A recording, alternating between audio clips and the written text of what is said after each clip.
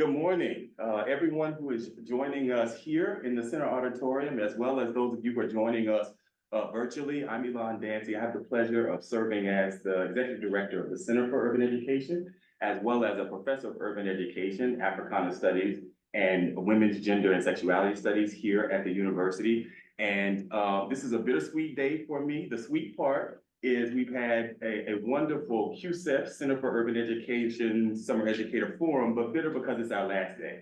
But nonetheless, we're going to finish strong with an exciting offering that is extending, hopefully, our knowledge about literary studies as a site for thinking about education practice and education research, and thinking closely about August Wilson's work for what it has to offer to that knowledge, as well as the ways that August Wilson helps us think about Pittsburgh, helps us think about Black Pittsburgh and education.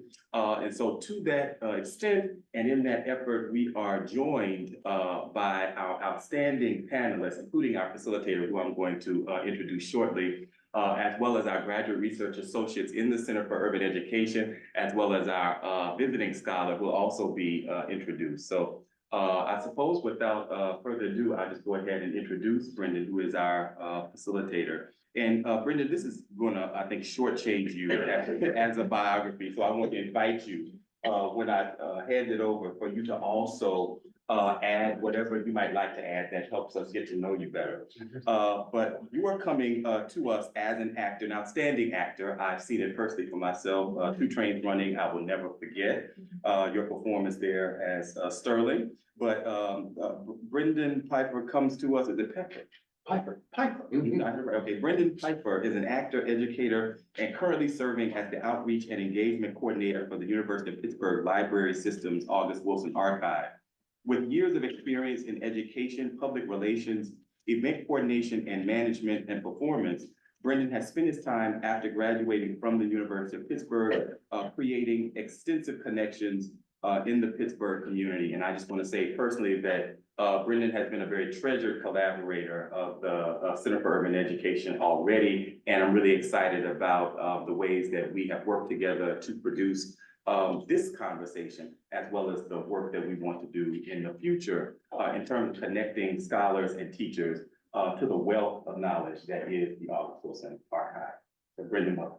Thank you. Thank you so much, Dr. Dancy. I really appreciate that. And good morning to everybody here in person with us at the Center for Urban Education, and good morning to everybody virtually as well. Like Dr. Dancy said, my name is Brenden Peifer. I'm originally from Northern Virginia, an area called Alexandria, right outside Washington, D.C. And I came to the University of Pittsburgh and received my bachelor's degree in communications and English with a minor in theater performance.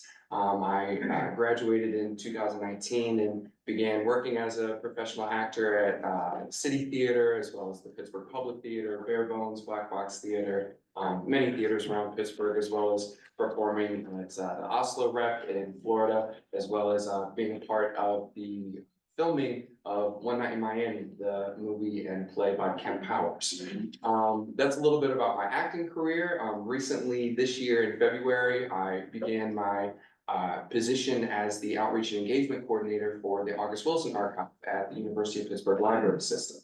And the university acquired the archive back in 2020 and has made it open to the public as of the spring of 2023 to be a tool and a resource available to all in the Pittsburgh community, but especially its teachers and students.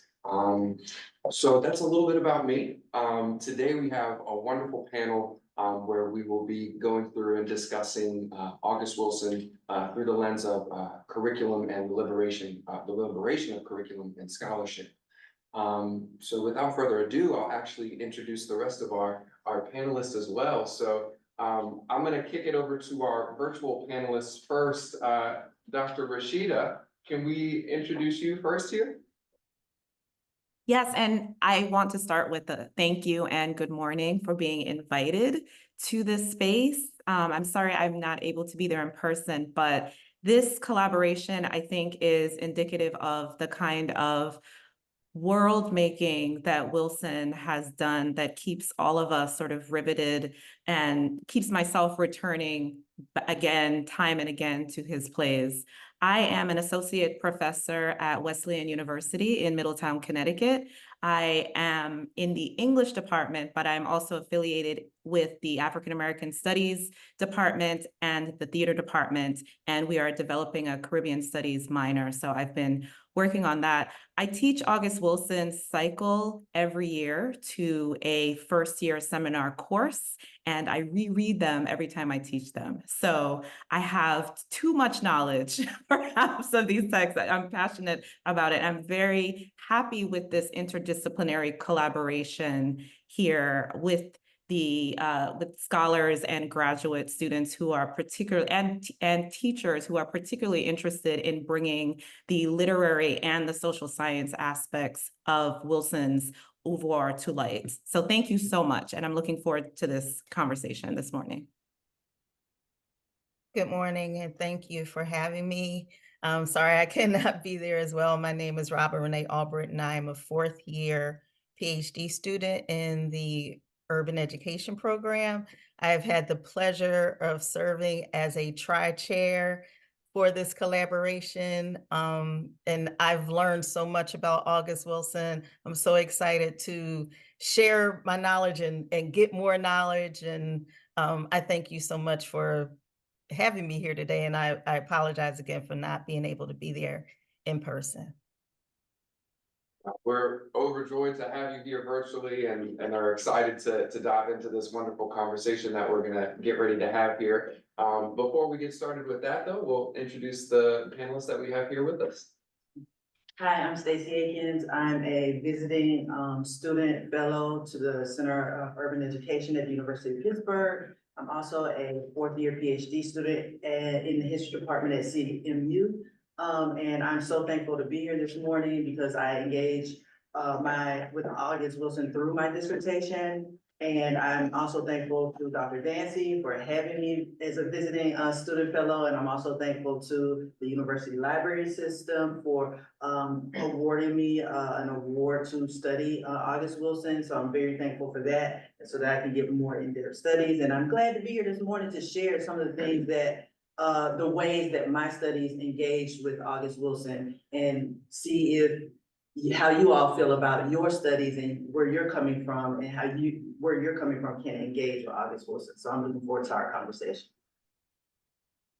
Good morning. My name is Chris Wright. I am a fifth-year PhD student in the Urban Education program here at the University of Pittsburgh. Again, I am sort of echoing everything that everyone else has said. This sort of collaborative effort has been amazing for me. My dissertation research is actually looking at some of the histories of the Hill District, but also studying the condition of the Hill District today, urban renewal and gentrification.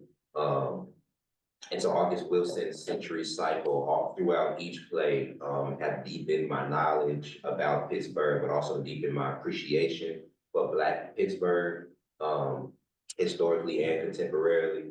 And I also have the pleasure of serving as a tri-chair for the Q Student Fellows collaboration. So just extremely happy to be here, excited to share with you all what it is I've learned, what it is August Wilson has helped me to see. I'm excited to think and imagine with you all how this work might help you think about teaching, learning, pedagogy. So thank you. All right. Thank you, Stacey. Thank you, Chris. Thank you, Renee. And thank you, Dr. Rashida, for those wonderful introductions. We'll go ahead and get started then with our discussion. So it'll be kind of broken up into two conversations. We'll have Dr. Rashida and Renee speak a little bit in regards to August Wilson and his relationship to the feminine and his women characters. And then we'll transition into Stacey and Chris's discussion on the Black home, as well as and Black spaces. Spaces and geography. So as we begin, I'd like to read a note from our kind of honorary panelist for the day, August Wilson. This note comes from the play Seven Guitars. It is the foreword.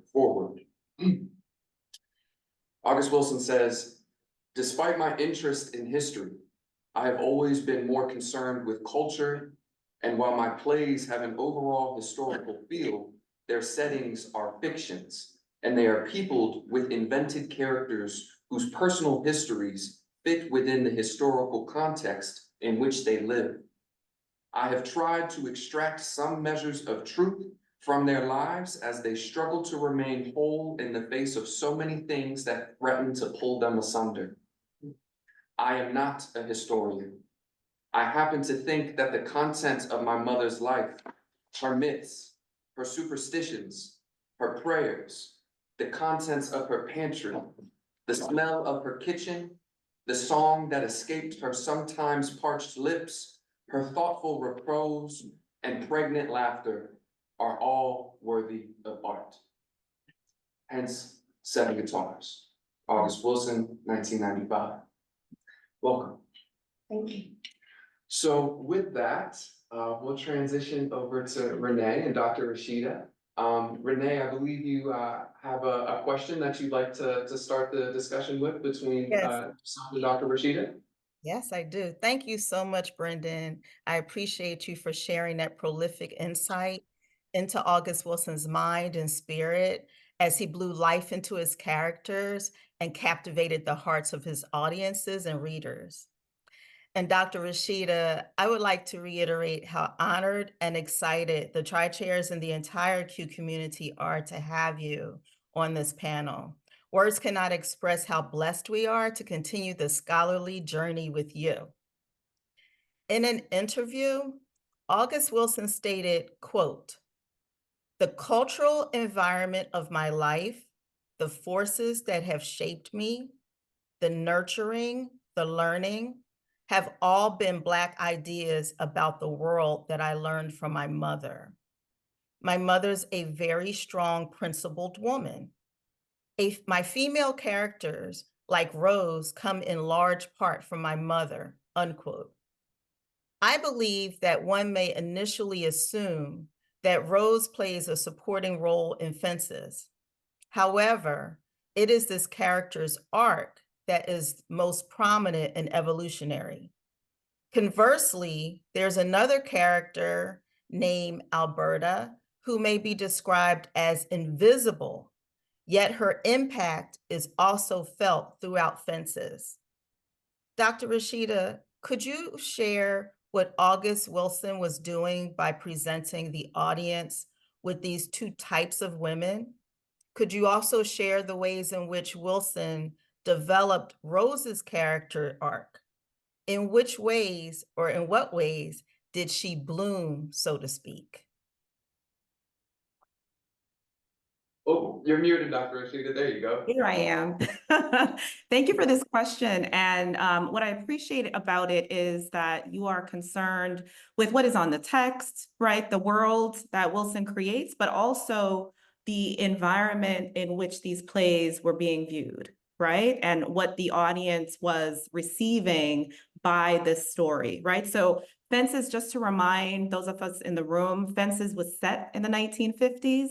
However, it was produced in the 1980s. So in 1985, it debuted at the Yale Repertory Theater, and Yale produced a number of Wilson's early plays. And then in 1987, it moved to Broadway, right? So in thinking about the sort of temporal historical context, this is President Reagan. This is also, I remind some of you may be familiar with Spike Lee's film Do the Right Thing. You know, we have, that's coming out in 1989. We have race riots. We have all of these things happening, and in comes this play, which was positively received by both Black and white critics, particularly because of the ways it was understood as speaking to universal themes of family, family making,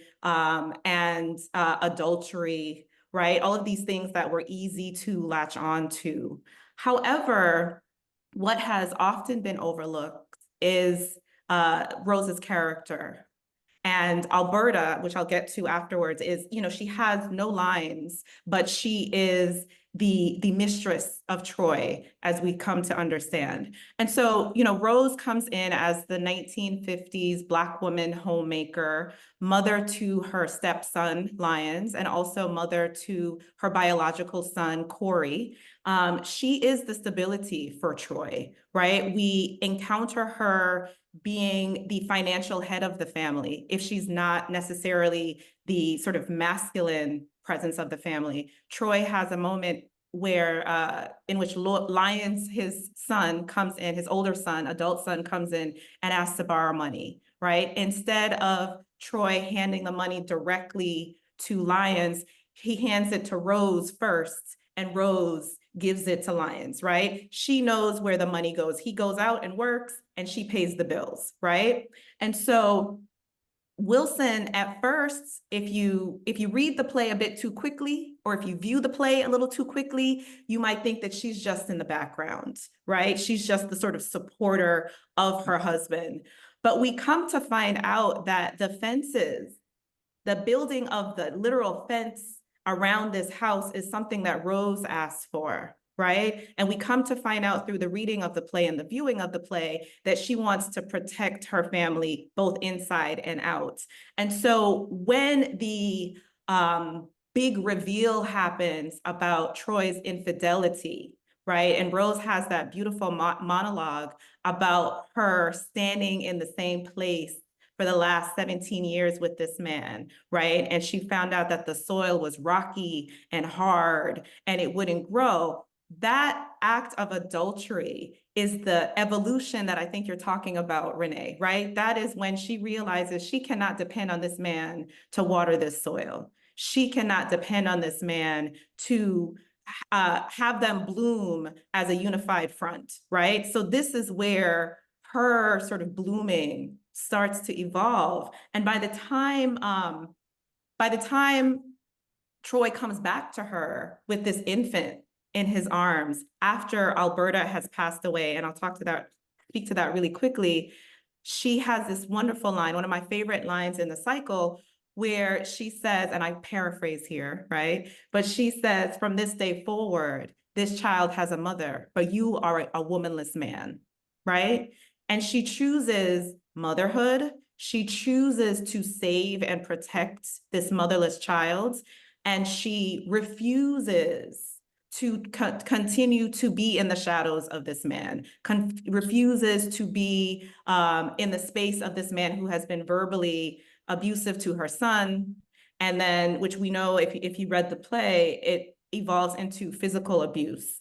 And so it becomes clear to her that Troy is incapable of allowing her to bloom, allowing their family to bloom. And so this is she is the sort of phenomenal woman of this play. And we get to see in what I think is misunderstood as a space within the 1950s as a very stagnant place for Black women, we get to see her make a choice of home, of family, of church that is moving and also life-making, right? In terms of the way she nurtures these boys at the end of the play, nurtures Raynell at the end of the play. And it is through Rose that Troy's lineage can flourish, right? So really quickly with Alberta, I find Alberta to be significant to our own time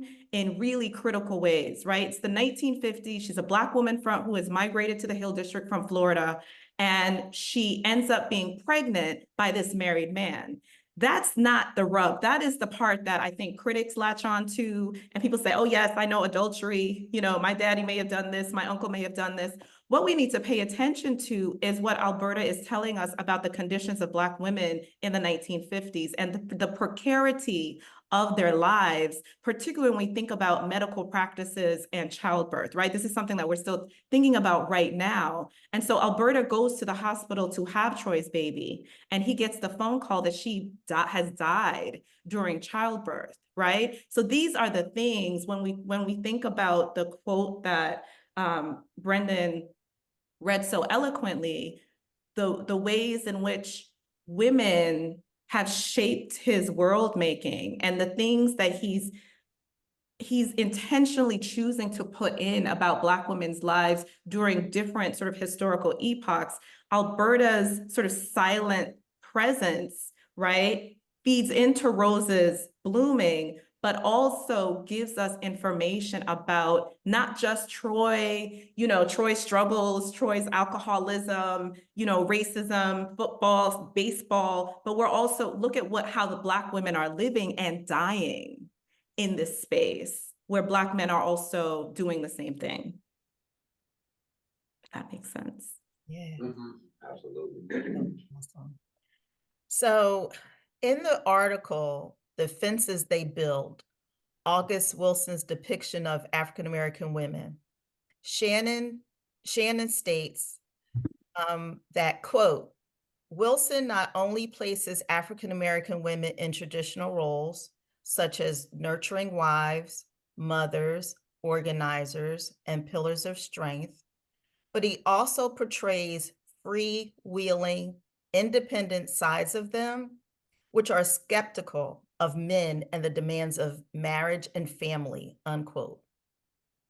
In Jitney, Raina epitomizes the juxtaposition of a traditional homemaker, yet she's a single mother, while maintaining an independence from Youngblood. In your article, Dr. Rashida, The Cigar Annies of August Wilson, Ethnographically Unmasking Black Women's Invisibility, you write of an invisible, hypervisible character named Cigar Annie, who is mentioned in Jitney. Could you expound on this nexus of the dependent, independent, and interdependent positions of Raina and Cigar Annie and their relationality to men who are also visible and invisible to the audience? Thank you. I appreciate this question as well, because we're getting to the first play of Wilson's cycle, right? So even though Jitney was not seen until much later in the 1990s, he wrote this play first. So Ma Rainey is often credited as being his first play, but it's actually his first play that made it to Yale Rep and made it to Broadway. And it was also cultivated by the Eugene O'Neill Theater Conference in Connecticut, here in Connecticut.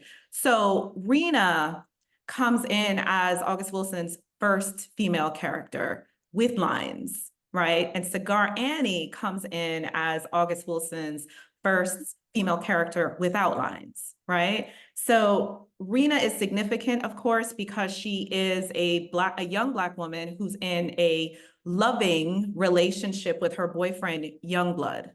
And Youngblood is a Vietnam War veteran who has decided in a very sort of long-term way of thinking about life and the life he wants to build with Rena, and they have a young son. He decides to take advantage of the GI Bill, which allows him to have support purchasing a home. So he doesn't speak to Rena directly. He wants to surprise her. So he contacts her sister, and he and his sister drive around the Hill District looking for the perfect house for Rena. So the Jitney is set in a Jitney cab station. And for those who are unfamiliar with this particular play, this is Wilson from the start of the cycle, thinking about the ways in which Black communities have had to make a way out of no way. So these are entrepreneurial sites where men of the community came together and said, in our neighborhood, in our community, we need a resource that allows our people to travel, to get where they need, right? And so you have these men in this Jitney station, and this is their job, this is how they love, this is how they live. It's this family that has been created, right? And so Rena comes in one day to the Jitney station because she realizes that the money for groceries is missing, and it's about $80-something. And she learns from Youngblood that he's been buying this house. And she says, well, how can you go pick a house for the both of us, right? Does Does it have enough windows in the bedroom? Are there places for our son to play? You know, does it have a washer and dryer hookup? Right? These things that are fundamental to everyday living. He's fine because there's a man cave that he can create. So he says, check, check. It has a door, check. And she says, no, this is not how we're doing this. So this question about dependency, independence and interdependency, here we have this young Black woman and this young Black man who have decided in the 1970s, perhaps against all odds, right, to be traditional in terms of their family making, right? And what that then means then is they're supposed to forego these sort of independent motivating choices that they're making and work together as a team, right? That's where the interdependency is supposed to come from. But what we find is, and this is something that my students and I talked about this semester in our class, and I was happy that they started this topic or this viewpoint of Youngblood, right? The ways in which his views and pillars of masculinity are based on this aspirational white masculinity, right? And so from that then, he needs to be the man. He needs to make the choices. He needs to pay the bills. He needs to choose. And similar to Rose in Fences, we find Rena pushing back on that and saying, wait a minute, we're supposed to be doing this together. I'm not here as a separate entity from you. We're supposed to be doing this together. If you had told me that we were going to buy this house, I could have got the $80 from my mother and we would still have money to feed our son and feed our family. And so I think again, thinking about audience, right? Once Jitney eventually came onto the Broadway scene, we have Wilson once again giving us a view of Black womanhood that is not based on stereotypes, right? She says in this play, I could spend my money on Afro Sheen. I could spend my money on, makeup, but I know where our priorities are. So while Youngblood is not, spending money on other things in his quest to sort of make his family right and stable, there are choices. She's the one that comes in with this stable, long view, sort of, this is how this collaboration needs to happen. And that is quite profound, I think, in a play that has a lot of older Black men. So these two are the youngest characters in this play. And so a lot of the older Black men are scorned, are bitter, are alcoholics. Life has, just really put them through a lot. And so you have this younger generation now, and I know he said he's not a historian, but I like to think about where we are in history coming out of the civil rights movement, right? This is the 1970s. This is, we're gonna get to Two Trains Running, of course, but this is past that. So this is the generation that has been granted the hope and the fight has been fought for them. And so we get to see them using Black love as a way of liberation, right? But Rena is the one that says, listen, this is what we need to do, Black men. And Cigar Annie, really quickly, Cigar Annie is the character who in the beginning of the play is referred to because she's being kicked out of her apartment, her sort of makeshift apartment. And in order to get attention and to protest this act of losing her home, she stands in the middle of the street and holds up her dress, right? And so one of the jitney drivers comes in and says, Cigar Annie is out there losing her mind over there on such and such street.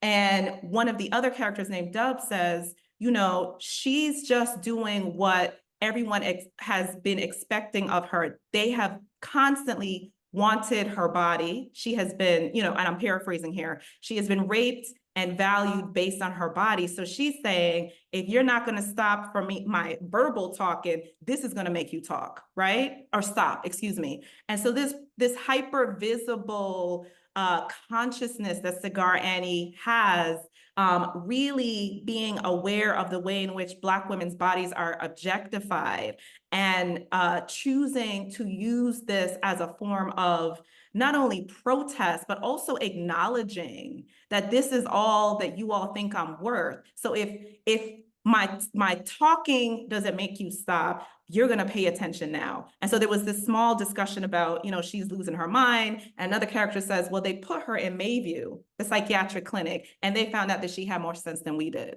right? So Rena and Cigar Annie being our first women of the century cycle is significant because these are thinking, productive, womanists centered Black women, meaning they are in allyship with Black men, right? And they are wanting to have a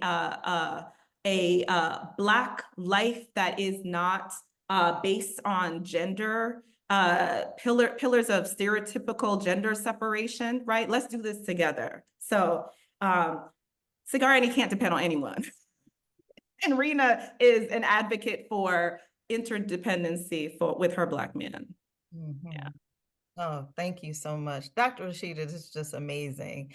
And we talk about the characters' names beginning with R's that we just like really love.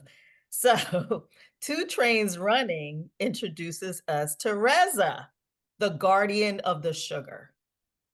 August Wilson implies that Reza and Cigar Annie may have been sexually assaulted as girls and have found ways to protect themselves as adults. Reza states that she cuts herself on her legs to make men look up at her face. Holloway says she ain't right with herself, and if she cut herself, she's going to cut a man. Interestingly, almost every male character in 2 Trains Running repeatedly asks Reza for sugar throughout the play. Brenden, why do the male characters keep asking Reza for sugar? What does the sugar represent? Yeah, that's a great question. In 2 Trains Running, you have Risa, who really serves as the primary caretaker and worker of the restaurant. Memphis Lee, being the owner and the proprietor of the restaurant, is busy worrying about deals and offers coming in from the city, as well as the undertaker of the community West trying to buy his property. So the day-to-day operations of the restaurant really falls on Risa. And I'd say Holloway, West, and Wolf are all of the 3 men in the restaurant who repeatedly are asking her for this sugar. Of course, you could look at it on the surface level and go, they don't take their coffee black, so they want some sugar. But if you look a little bit deeper, in Act 1, Scene 3 of the play, Sterling, who is the character that I was very fortunate to be able to portray at the Pittsburgh Public Theater back in 2022, Sterling is a very observant young man. And when he comes in Act 1, Scene 1, when Risa offers him a coffee with cream, he says, I take it black, and says that, and he says, I take my coffee black. I don't need cream. I don't need sugar. And then in Act 1, Scene 3, he observes that Risa never offers the sugar. It's required that the man ask her for this sugar. And he directly asks her, why do you make them ask you? Why don't you just bring it to them? And her response is, well, I bring it to them. They just got to ask.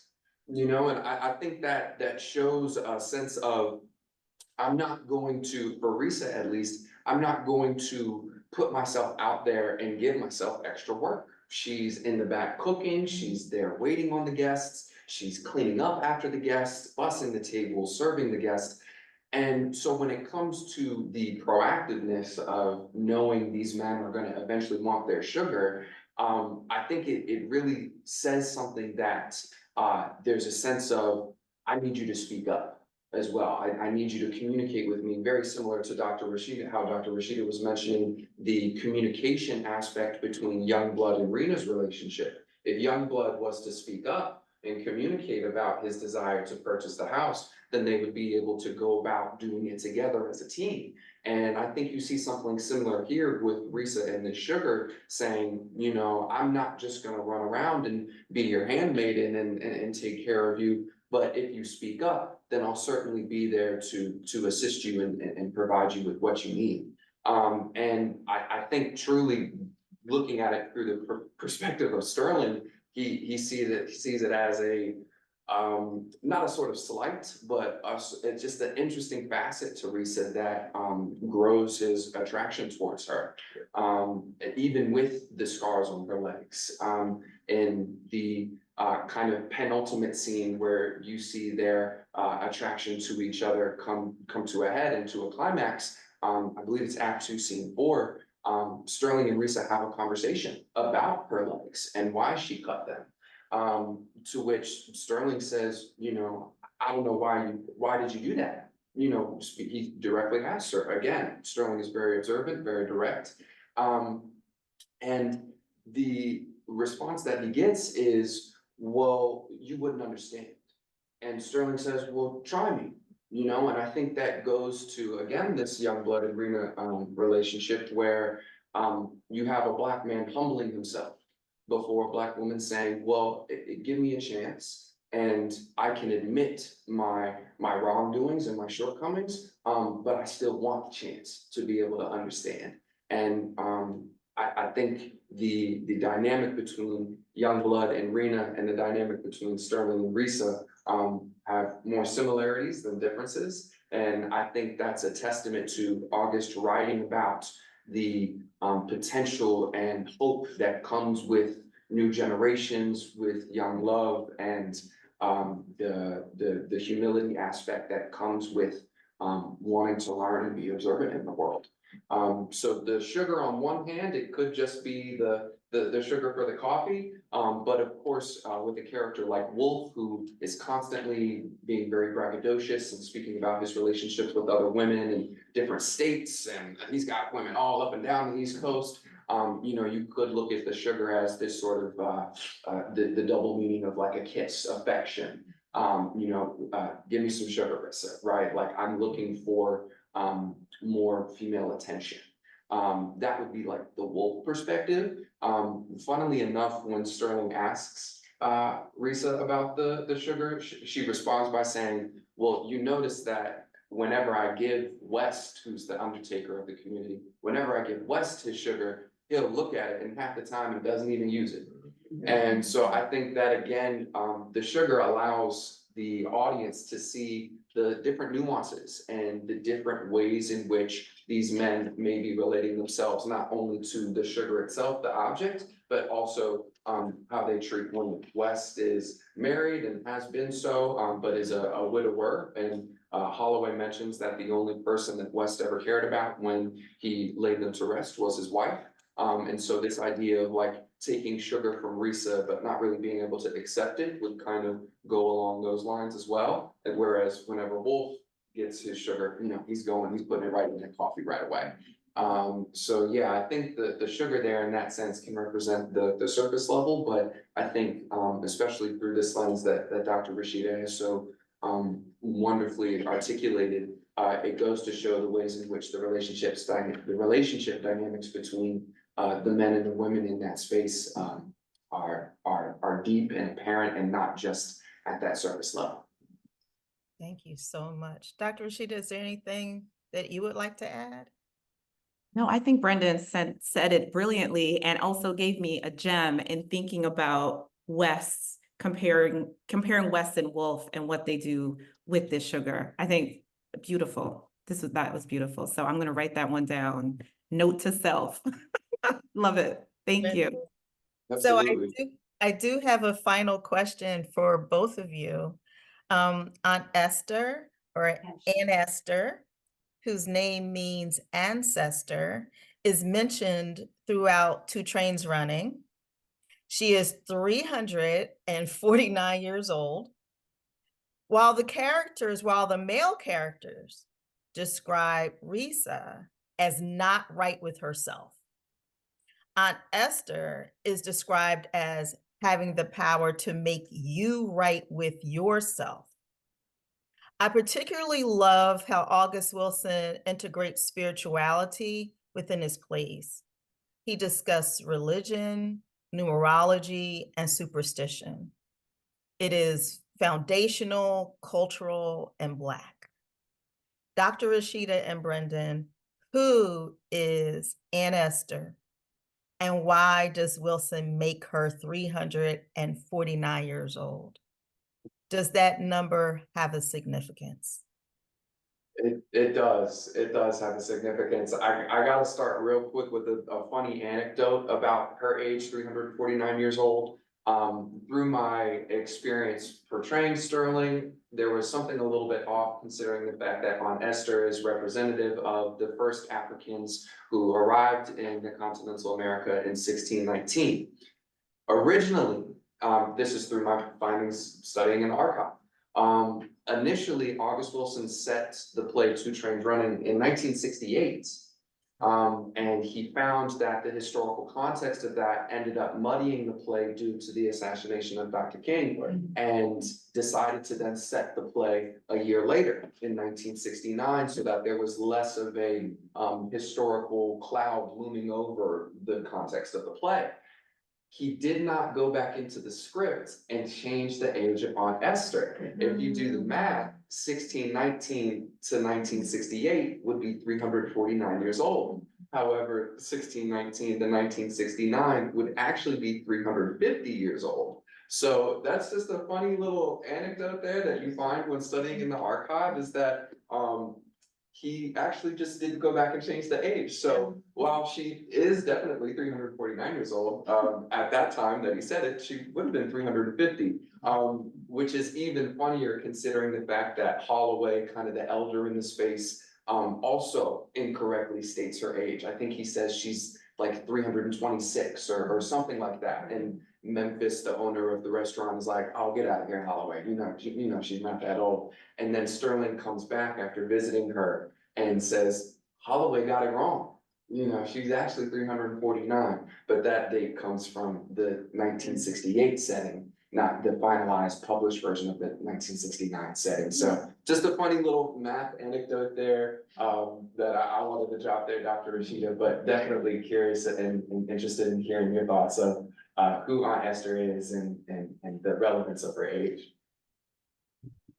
Yes. So Brenden, I will say we've had prior conversations to this celebratory moment today with our groups. And so Brenden gave us this nugget of information, and it blew my mind because the first year seminar class that I take is for undeclared majors at the university. So it attracts students who are interested in STEM, students who are interested in the humanities, et cetera, et cetera. And I tell them at the beginning of class, I have something for everyone. And there's a math equation coming. And this is the math equation moment. So I say, 1619, but 1620, so I do this math equation. All these years, I've been doing this math equation that sort of allows for a variability with that year. And so now with Brenden's background knowledge, I have an anecdote to give in this moment. But Two Trains Running is exciting, and I don't want to take too much away from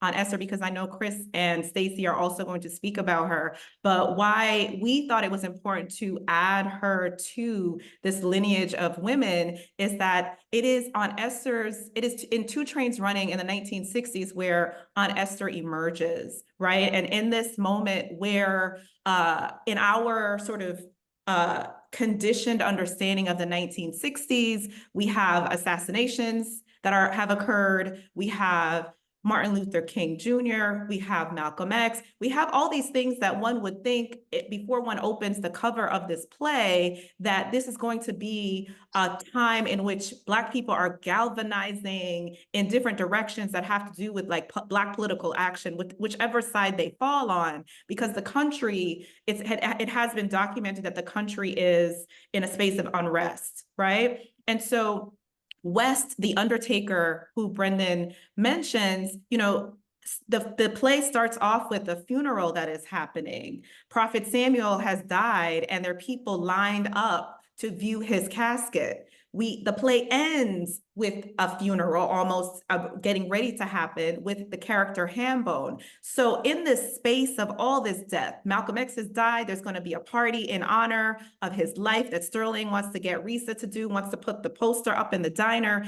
In this space of death and loss of Black leaders, Wilson writes this Black woman into the cycle who is at first understood to be immortal at this, you know, with her birth, if you do the math, right? Her birth starting with the first African ship. And if you recall, what Sterling has to do, what everyone has to do is throw $20 into the river, right? And Sterling says that Aunt Esther says, I get it back. It comes back to me, right? That first slave ship that landed in Hampton, Virginia is said to have had between 20 and 30 slaves on it. So when I teach it to my students, I talk about the significance of that number 20, right? And that giving back, that penance, that respect and that acknowledgement of that painful debt, right? And so Aunt Esther comes in. I think it's interesting and important to think about her as coming in a space in which the Black community is in a space of trying to figure things out, but also Wilson could have made her character a Black male. It is significant, I think, that she is a woman. And in Gem of the Ocean, we find out just how she received this name and the lineage that has come and responsibility that has come with that name. But in Two Trains Running Alone, it is, by the end of the play, you know, the character Memphis who owns the diner, he's trying to save his building from being torn down, or at least be compensated by the city who's trying to tear it down. So he's got a white lawyer, he's got an NAACP lawyer, and none of this is happening. Although he is dismissive of Aunt Esther at first, he eventually secretly goes to see her. And it is his visit and the penance that he pays, putting that $20 in the river, that eventually not only gets him the money he asked for, got him even more than the money he asked for, right? Unheard of, unprecedented, right? So I'm going to pass the baton back to you, Renee, and that hopefully is a great segue to Chris and Stacey's conversation about Gem of the Ocean. This is just so inspiring. I can't wait to listen. Full ears. Well, I thank you so much. And Brenden, I'm going to pass the baton to you as we continue our discussion about Aunt Esther through my amazing colleagues, Chris and Stacey. Thank you. Thank you, Dr. Rashida. Thank you, Renee. Truly, it's been such a pleasure having you here with us, and thank you for your wonderful insight, Dr. Rashida. Thank you for your thought-provoking questions, Renee. It's truly a wonderful experience to be here with you. So thank you. As Dr. Rashida so eloquently said, the impact that Aunt Esther has not only on Memphis, but other male characters in the show like Holloway, like Sterling, the impact that an elder Black woman can have on not only just a young Black man, but a community in general is paramount in Two Trains Running and very clear and evident, but also clear and evident in a later play from August Wilson in terms of his writing of it, Gem of the Ocean, of course, which kicks off the American century cycle set in the early 1900s. We've got the wonderful Miss Stacey and Chris here to take us through a discussion of Gem of the Ocean, as well as transitioning our discussion kind of lens, so to speak, from the Black feminine and the impact that these visible and invisible on stage and off stage Black female characters have, to talking more about the home, the Black home, as well as Black space and geography. So Stacey. Yeah.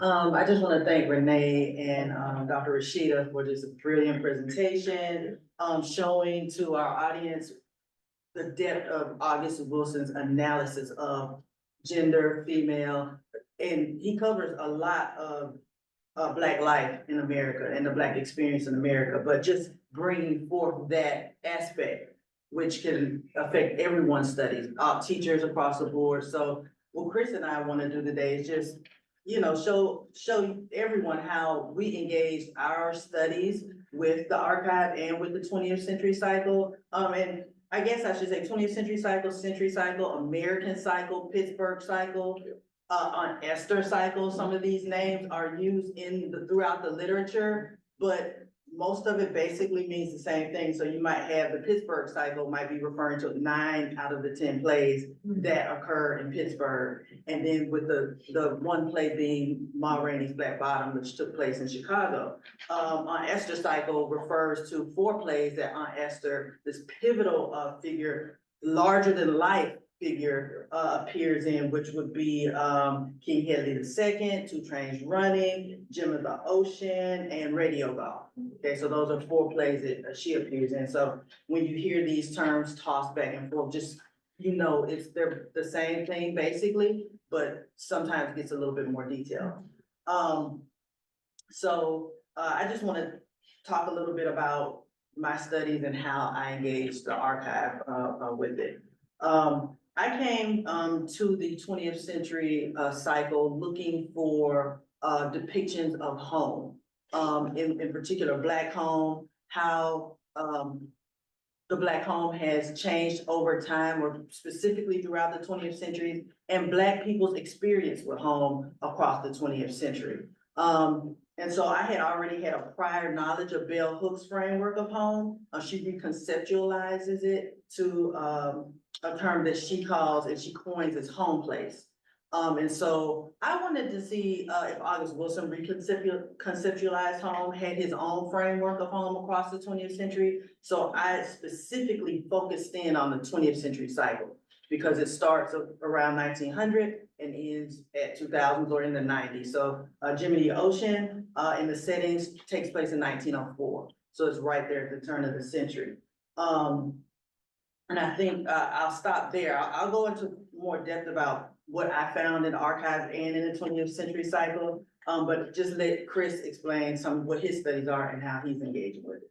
Yeah, thank you, Stacey, and also thank you, Renee and Dr. Rashida for sort of brilliantly sort of uncovering the kind of gender politics that Wilson is helping us to see within the century cycle. So I come to August Wilson's work, and I think it's important. I think Stacey and I come to August Wilson's work at the same time a year ago at CUESEF last year, where we sort of had this session on August Wilson and began to learn about the century cycle, the Pittsburgh cycle, the Aunt Esther cycle. But we came in with questions. So I'm, as Brenden said, particularly interested in anti-Blackness. I'm interested in analyses of Black suffering, and I'm interested in the ways in which slavery instituted a relationship between Black people and the rest of the world that hinges on violence, abjection, as a relational process rather than a sort of historical set of experiences.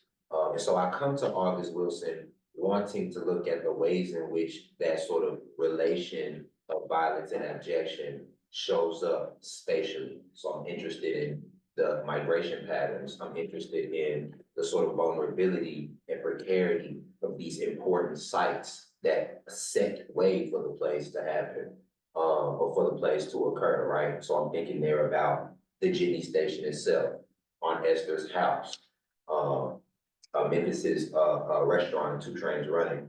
I'm thinking about the ways in which, and we're gonna get a little bit more into this, but I came to the place thinking about the ways in which there's this push and pull where these sites are extremely important. The plays could not happen without them, and they sort of show the ways in which Black people live, the ways in which Black people commune with one another, care for one another, have issues with one another. There are these sites that are important for us to sort of learn about the characters, or get what it is August Wilson wants us to get from each play. And at the same time, each site is also always vulnerable, always under attack, whether it be from being torn down, whether it be from police invasion. And so there's this tension that my intellectual interest rests within, again, through an analysis of anti-Blackness. But August Wilson's Century Cycle actually unearths this tension in a lot of really interesting ways.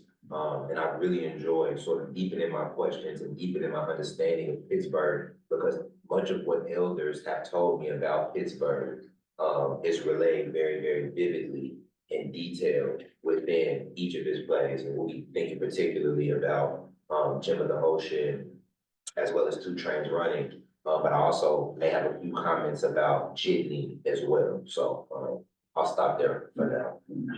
And I wanted to refer back to the quote that Brenden gave for Rashida and Renee's discussion on feminism about how August Wilson said he was not a historian. I think it was a little cheeky.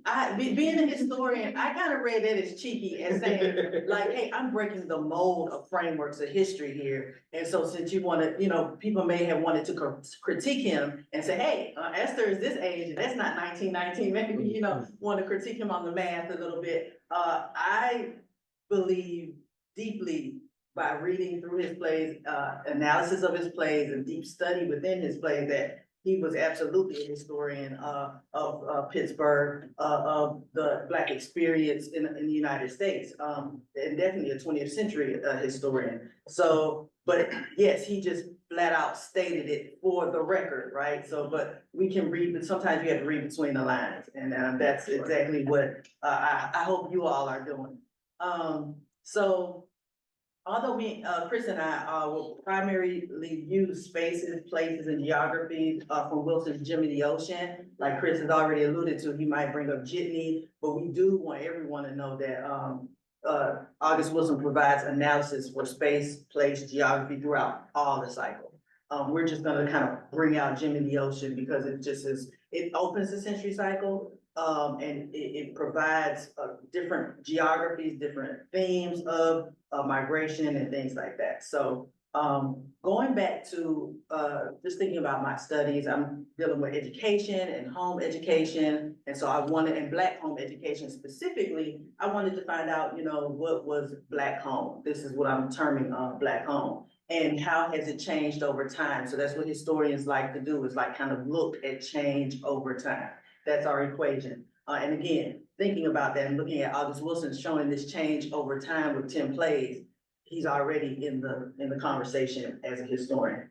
So I'm gonna read a quote from Bell Hooks that defines, and it is not a total definition, but just a small quote of her definition of what home place is and her reconceptualization of home. She says, quote, Black women resisted by making homes where all Black people could strive to be subjects, not objects, where we could be affirmed in our minds and hearts despite poverty, hardship, and deprivation, where we could restore to ourselves the dignity denied us on the outside in the public world. So I got this quote from Yearning, Race, Gender, and Cultural Politics. It's published in 2015, this particular version of it. And so she gives us a definition of home where Black people could go to be restored, or just people in general, but go for restoration, what the outside world would not give them. We also heard in Brendan's quote about Black people maintaining their wholeness, being whole and not being torn asunder, kind of Du Boisian term there. So some of the questions again that I brought was, what experiences did Black people have of home, with home? What was August Wilson's framework of Black home, and how did Black home change over time? And so on Esther, her home opens the century cycle, and Dr. Rashida probably can speak to this. It wasn't the first play that he wrote. It's not the first play that Aunt Esther appears in, but in the cycle, if you read it in order of the cycle, where the settings of the play, 1904, 1910, it's the first play. And Aunt Esther is featured, the setting is her home, and she's featured prominently in this play, just giving you more importance of this 200 and so odd person at the beginning of the cycle. And so the opening line to this play is, "This is a peaceful house."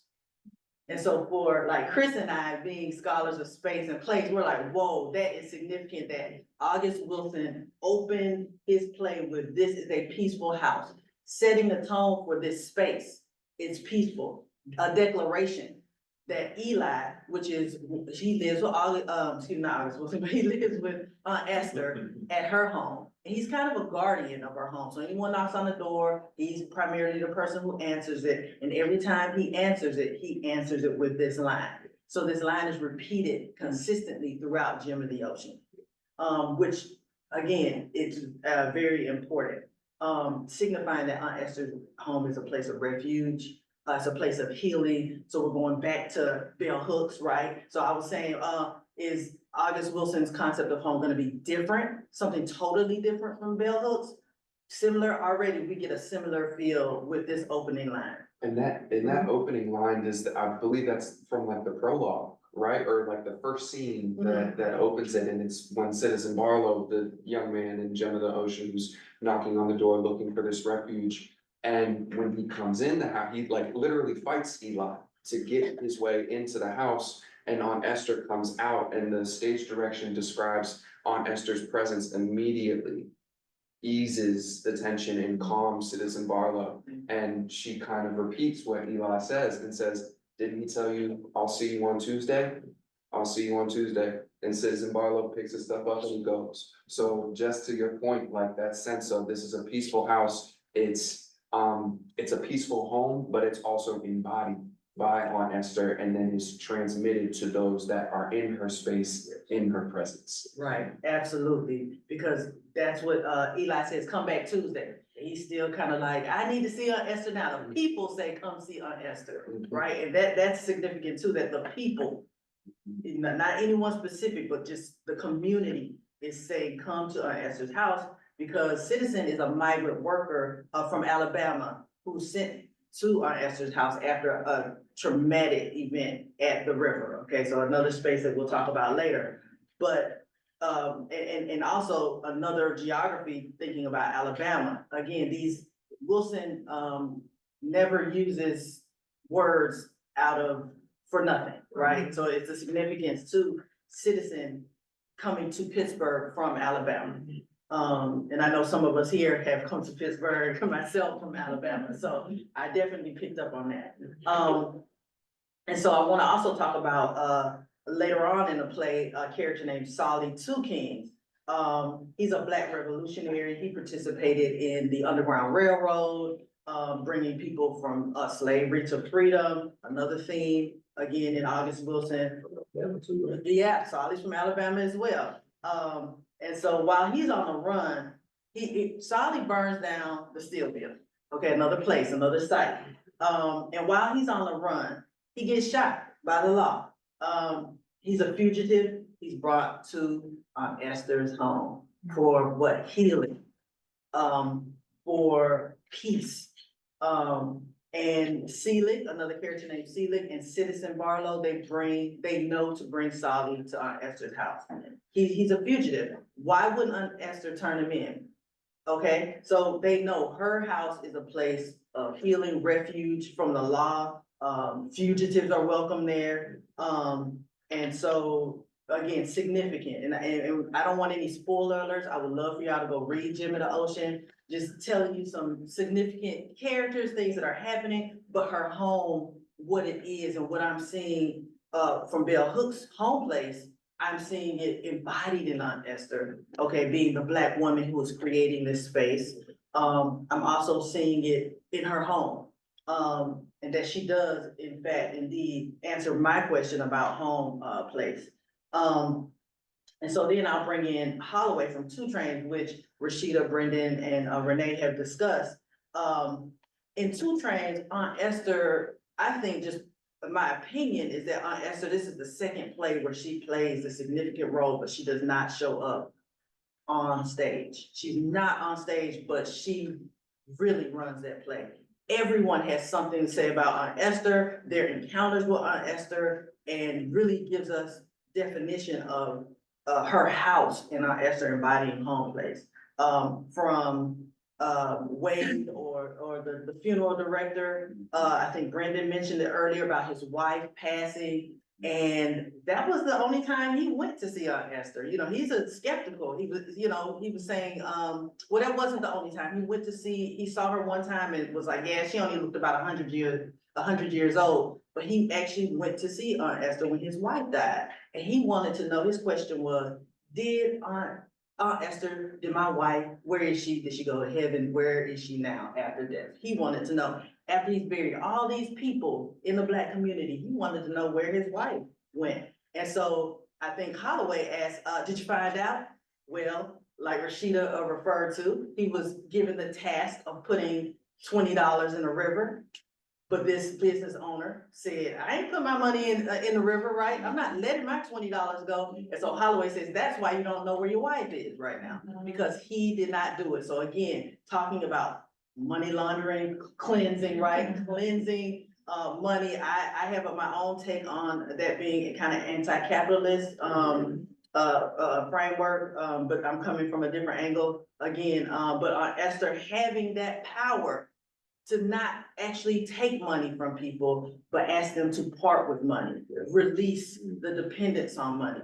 And you have some characters that freely do it. You have characters who tie their money to a rock, Memphis, right? About his restaurant, he ties that $20 to a rock and throws it in the river. And like Dr. Rashida said, he gets more than what he asked for. And then you have some characters in the play not wielding the power of Aunt Esther and saying, I can't do that. I'm not releasing $20. And the funeral director is supposed to be one of the richest people in the community, according to Wilson and his plays. And he is the one that's not willing to give up $20, you know, for a spiritual knowledge of where his wife went.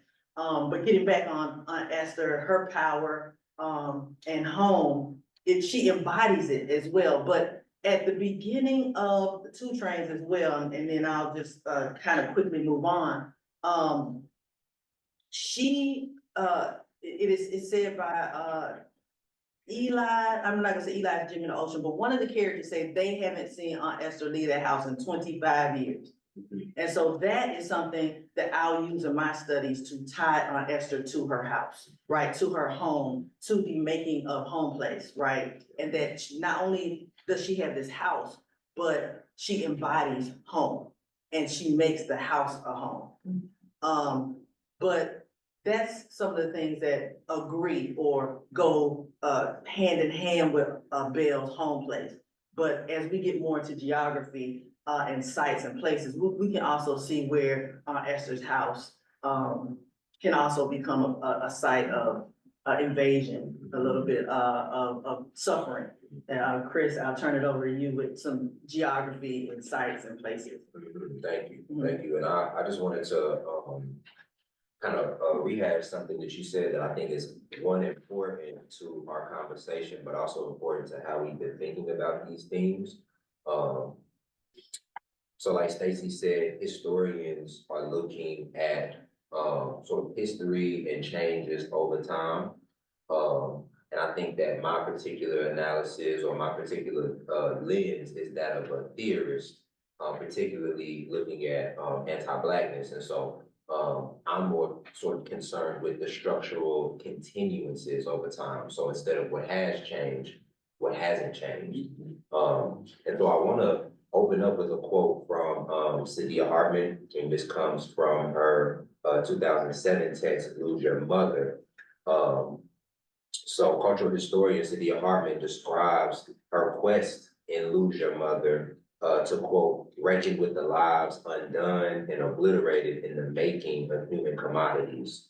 She continues, quote, if slavery persists as an issue in the political life of Black America, it is not because of an antiquarian obsession with bygone days on the burden of a too long memory, but because Black lives are still imperiled and devalued by a racial calculus and a political arithmetic that were entrenched centuries ago.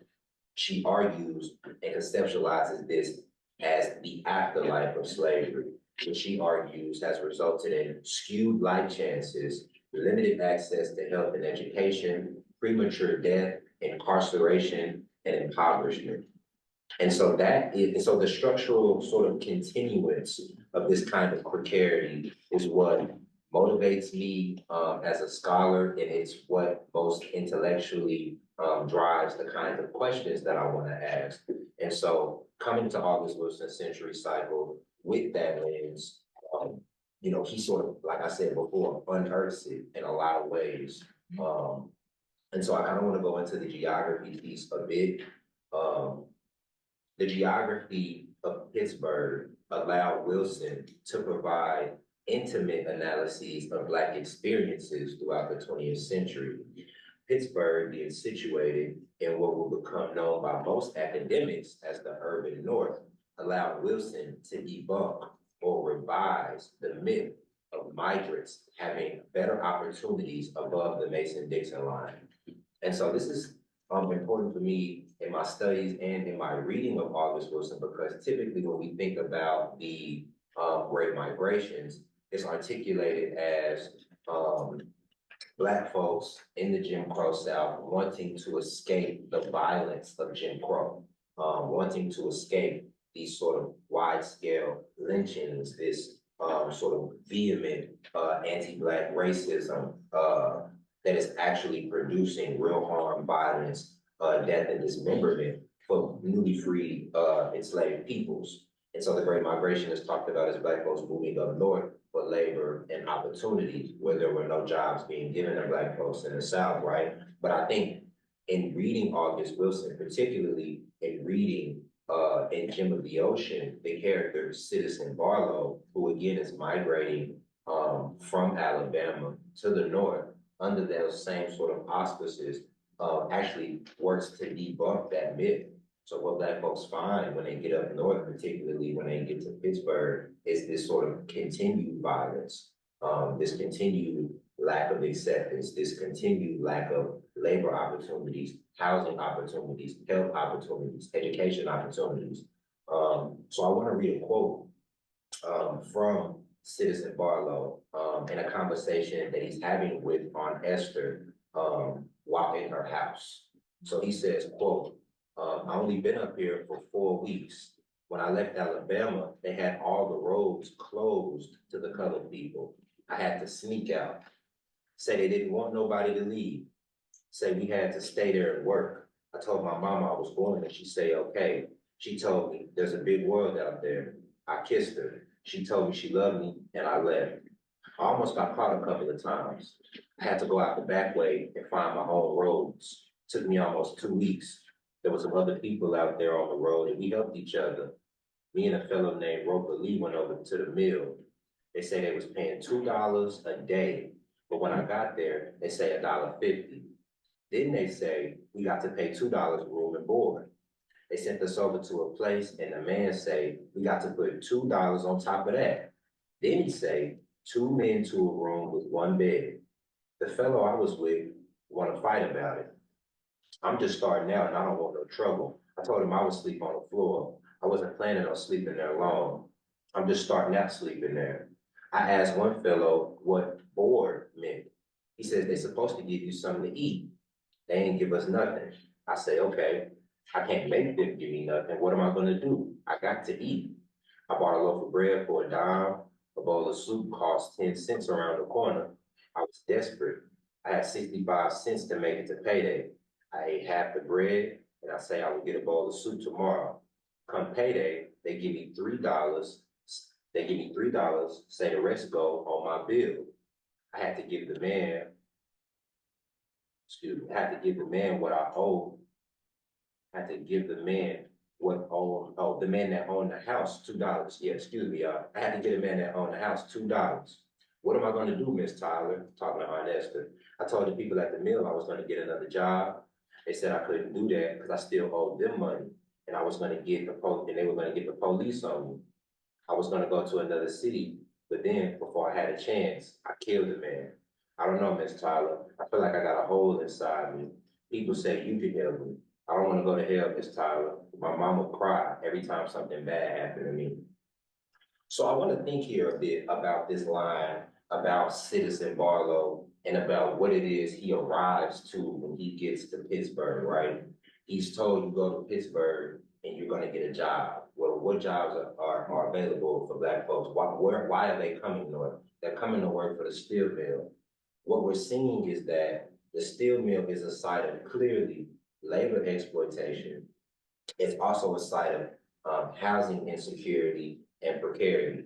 So there's a way in which the steel mill as a site is articulated as a reason for Black people to leave the South, because there's work, there's steel work up north.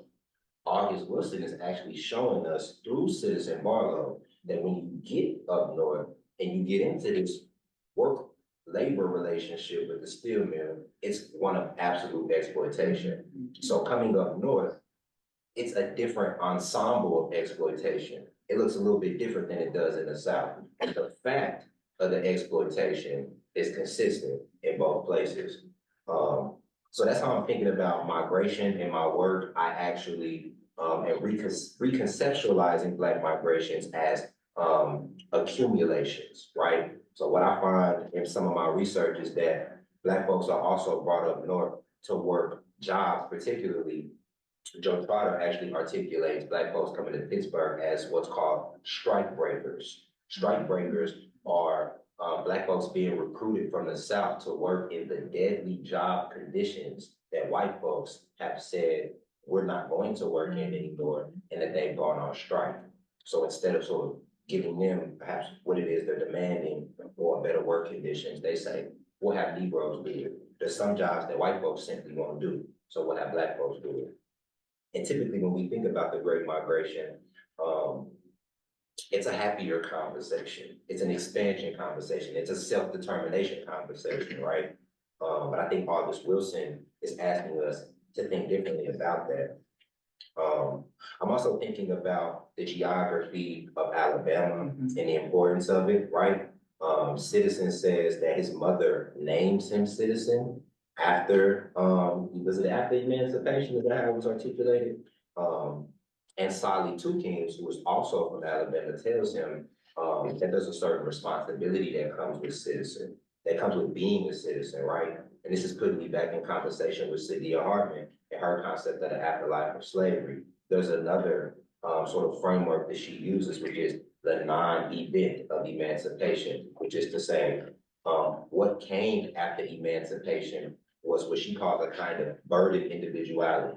So Black folks get emancipated. Now all of the injustices that Black people face, you are no longer a slave. So it's now your responsibility to get yourself out of this situation that you were born into, right? So when we think about Sally's critique or Sally's sort of saying to Citizen, well, you know, that's a loaded name. There's a lot that comes with it. He's telling Citizen, you are now blameworthy. As a citizen, you are now considered to blame for all your mishaps, right? And so there's a way in which Saidiya Hartman's framework and August Wilson's sort of portrayal of Black life as he articulated, we can see some synergies, we can see some consistencies, right?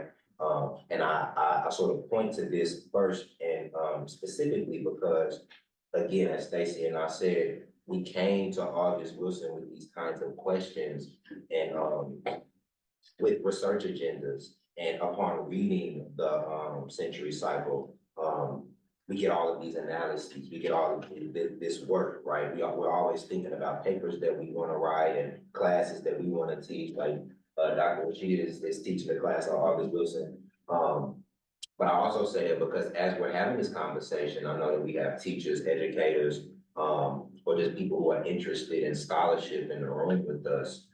So as you all think about the century cycle, when we go to the archives, I think it's important that you come in with questions that you already have and think about how the literary and how August Wilson could help assist you in answering or deepening those questions.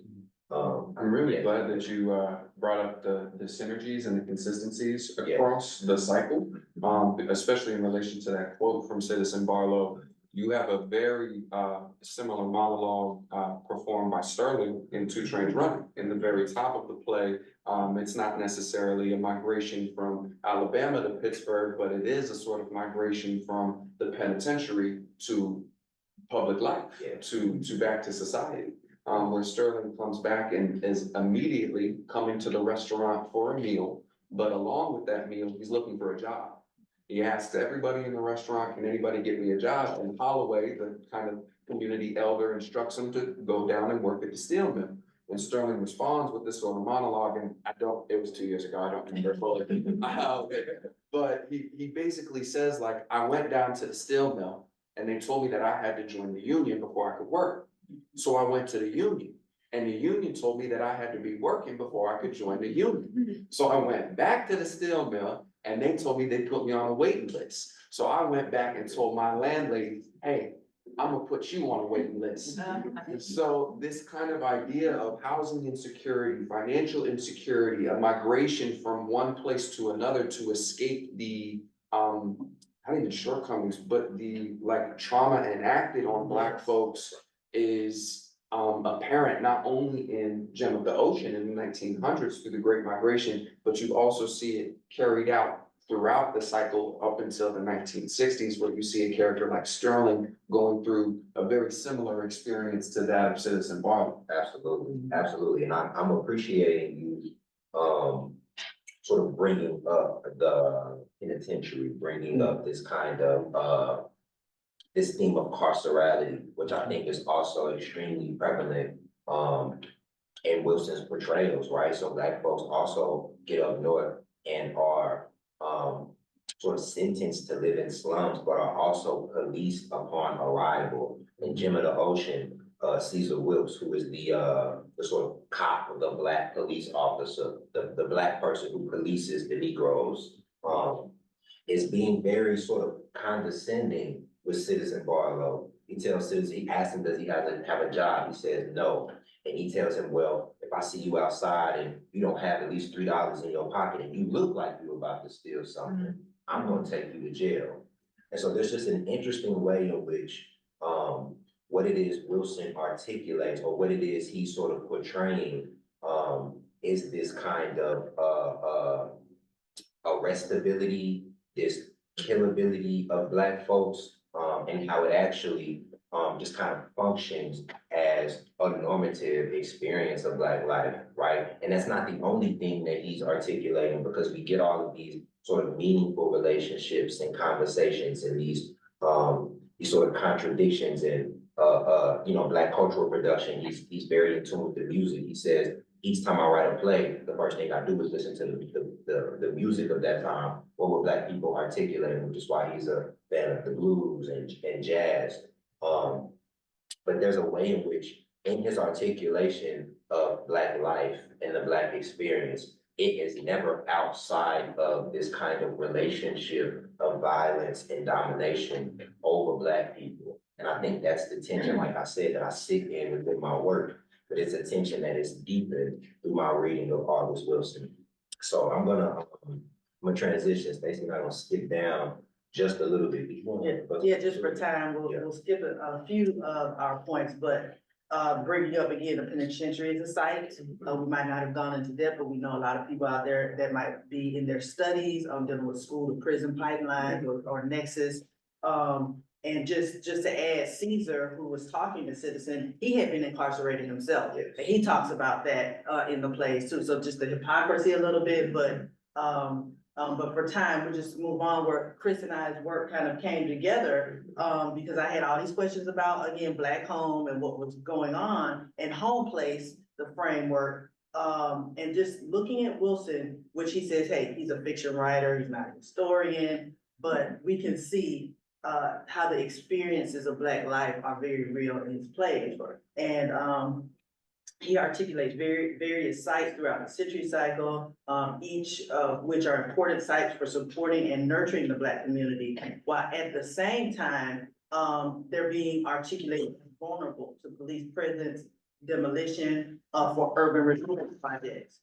The tension and the core of these engagements with Wilson's are important and make up his century cycle. So again, when I say on Esther cycle, and I'm not making that term up, I read it somewhere, which are those 4 plays.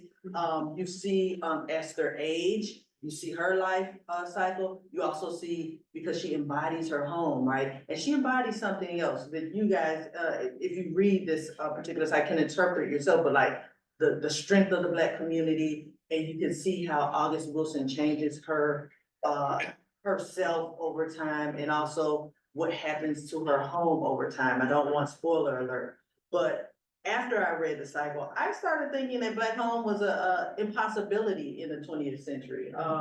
You know, we do have these ideas of home that say safety, permanence, but it doesn't apply to Black folks and Black experiences of home. And August Wilson, not only August Wilson, but bringing in historical policies and things like that helped me, but August Wilson puts it on stage and brings it to the masses that, you know, Black home, even though Aunt Esther is larger than life, she's lives almost forever. It's still in the 20th century. She lives for all these centuries, and in the 20th century, I feel that with my research, Black home might be an impossibility. So, Yeah, I'm piggyback a little. yeah. And so thinking about Black home as an impossibility, and I'm actually arguing Black sort of space and geographies as an impossibility.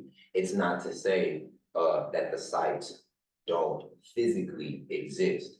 What it's actually saying is that what it means to have what a Black home is actually has to sort of transcend physical space, because all Black physical spaces are able to be invaded at any time.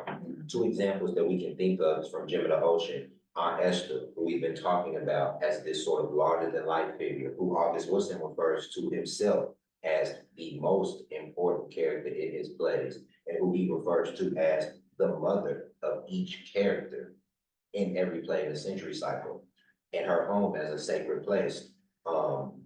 In Jim of the Ocean, at one point in the play, Citizen, who again is the sort of Black police officer, arrests Aunt Esther. Caesar, my fault, Caesar Wills, arrest Aunt Esther in her home. So what does it mean to have this woman who is in her 200s, right? What does it mean for a police officer in her 200s, for a police officer to arrest her in her home, right? What does it say about her home? It's a special place. It's a sacred place for us. It needs to be protected by us. But why? Because in the instance of Caesar, it's able to be invaded. The state is able to invade it. I'm also thinking about Sally Two Kings, who, you know, you all heard me sort of read that quote from Citizen earlier, right? About how the steel mill was kind of exploiting him upon arrival. Sally understands the steel mill as a site of exploitation. Hope this ain't up, but is it a spoiler alert? He burns it down. Sally burns down the steel mill, and it's because he understands it as a site of exploitation across labor relations and across housing relations, right? And as Stacey said, he's also like, you know, working on the Underground Railroad. Like, he's understood as this sort of great man who is interested in the freedom of Black masses, right? Which is what we would consider a revolutionary, a person who needs to be protected, right? He himself is shot by the police, right? So there's this way in which August Wilson is articulating the importance and significance of these people and these sites, but at the same time, he has to articulate, and he does so beautifully, how there's always a threat. There's a constant threat. And so when I think about my work, when I think about conversations that I've had, I'm even thinking about the Community Living Room series conversation that started last night with the Center in the Hill District that was facilitated by Dr. Dancy and Dr. Files, who stepped out. You know, we were talking to several elders in the Hill District, and they were talking about the kinds of changes that have happened over time. And it was a consistent theme of folks saying, we need people who want to fight for us, because everything that has been sacred to us has been taken from us in one way or another over time. And that folks need a space to heal, folks need a space to rebuild, right? I think August Wilson is placing us directly within that tension across, like I said, in Jitney. The Jitney station is a sacred place. Black people are able to get across the city to get the things that they need.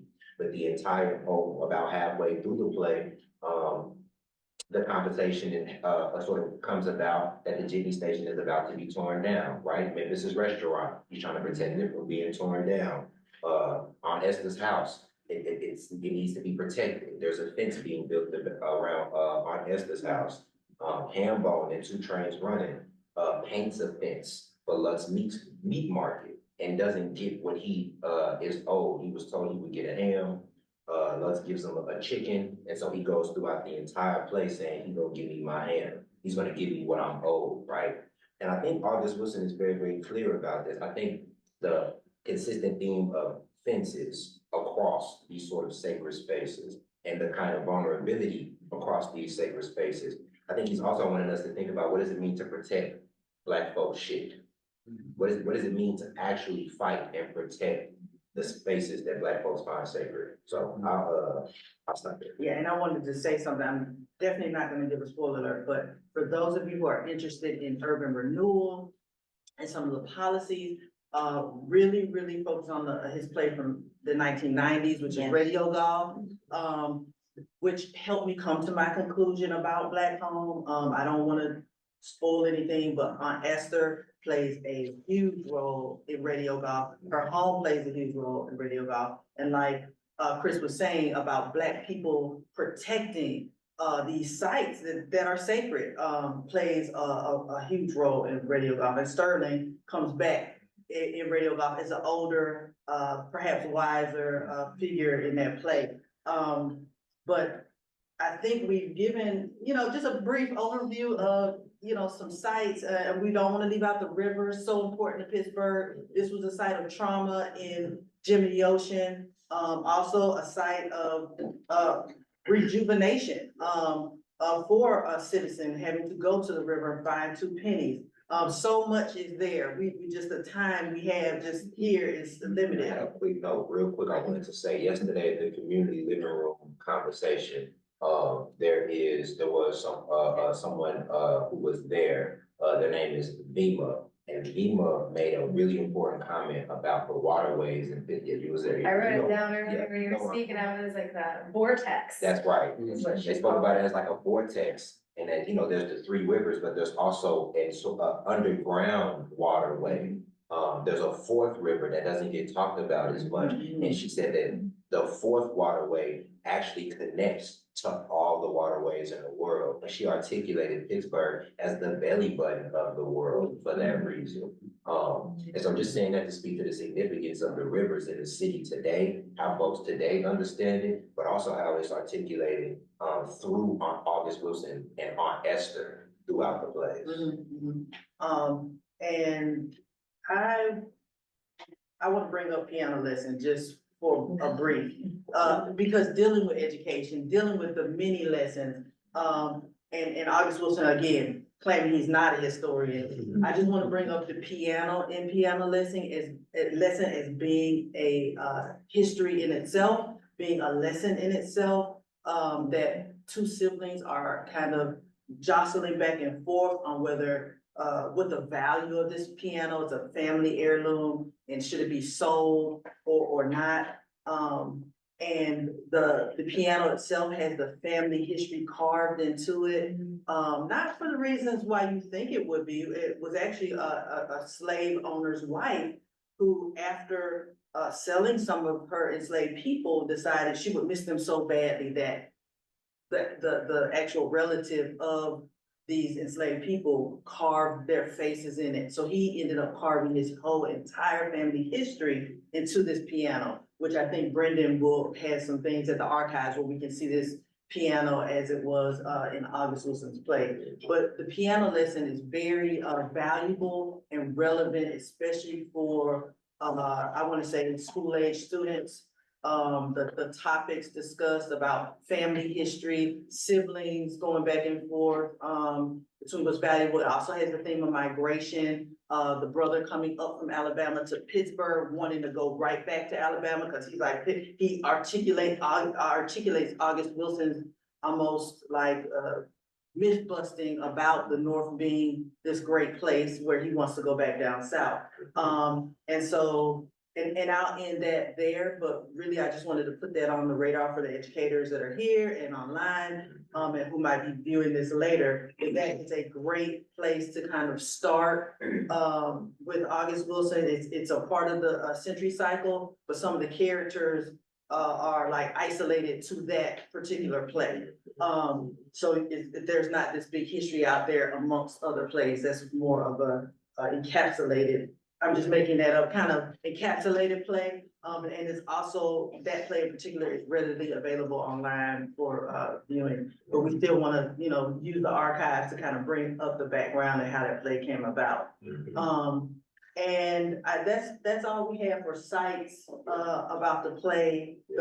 But I did, before I pass it back to Brenden, I just wanted to mention that Chris, Renee, and Dr. Rashida, we all kind of came together in deep group study for the spring semester of, we actually had a year-long study for fall and spring, and Dr. Rashida joined us in the spring. But it was a part of our CUE Fellows program, but I like to say it was deep group study.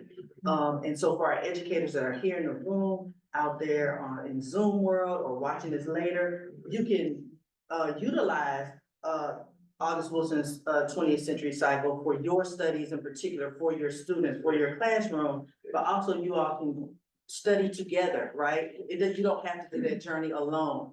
And we didn't obviously do this alone. Like Chris said, we started our journey kind of with August Wilson last year this time. And Kit was here with us last year too. And we've seen how much our studies have grown. So I wanted to turn it over to Brenden to kind of describe some things in the archive that he's gotten together for us. But thank you all so much for just listening and being here with us today to describe some of the things that how we engage with August Wilson in our studies. Thank you. Thank you.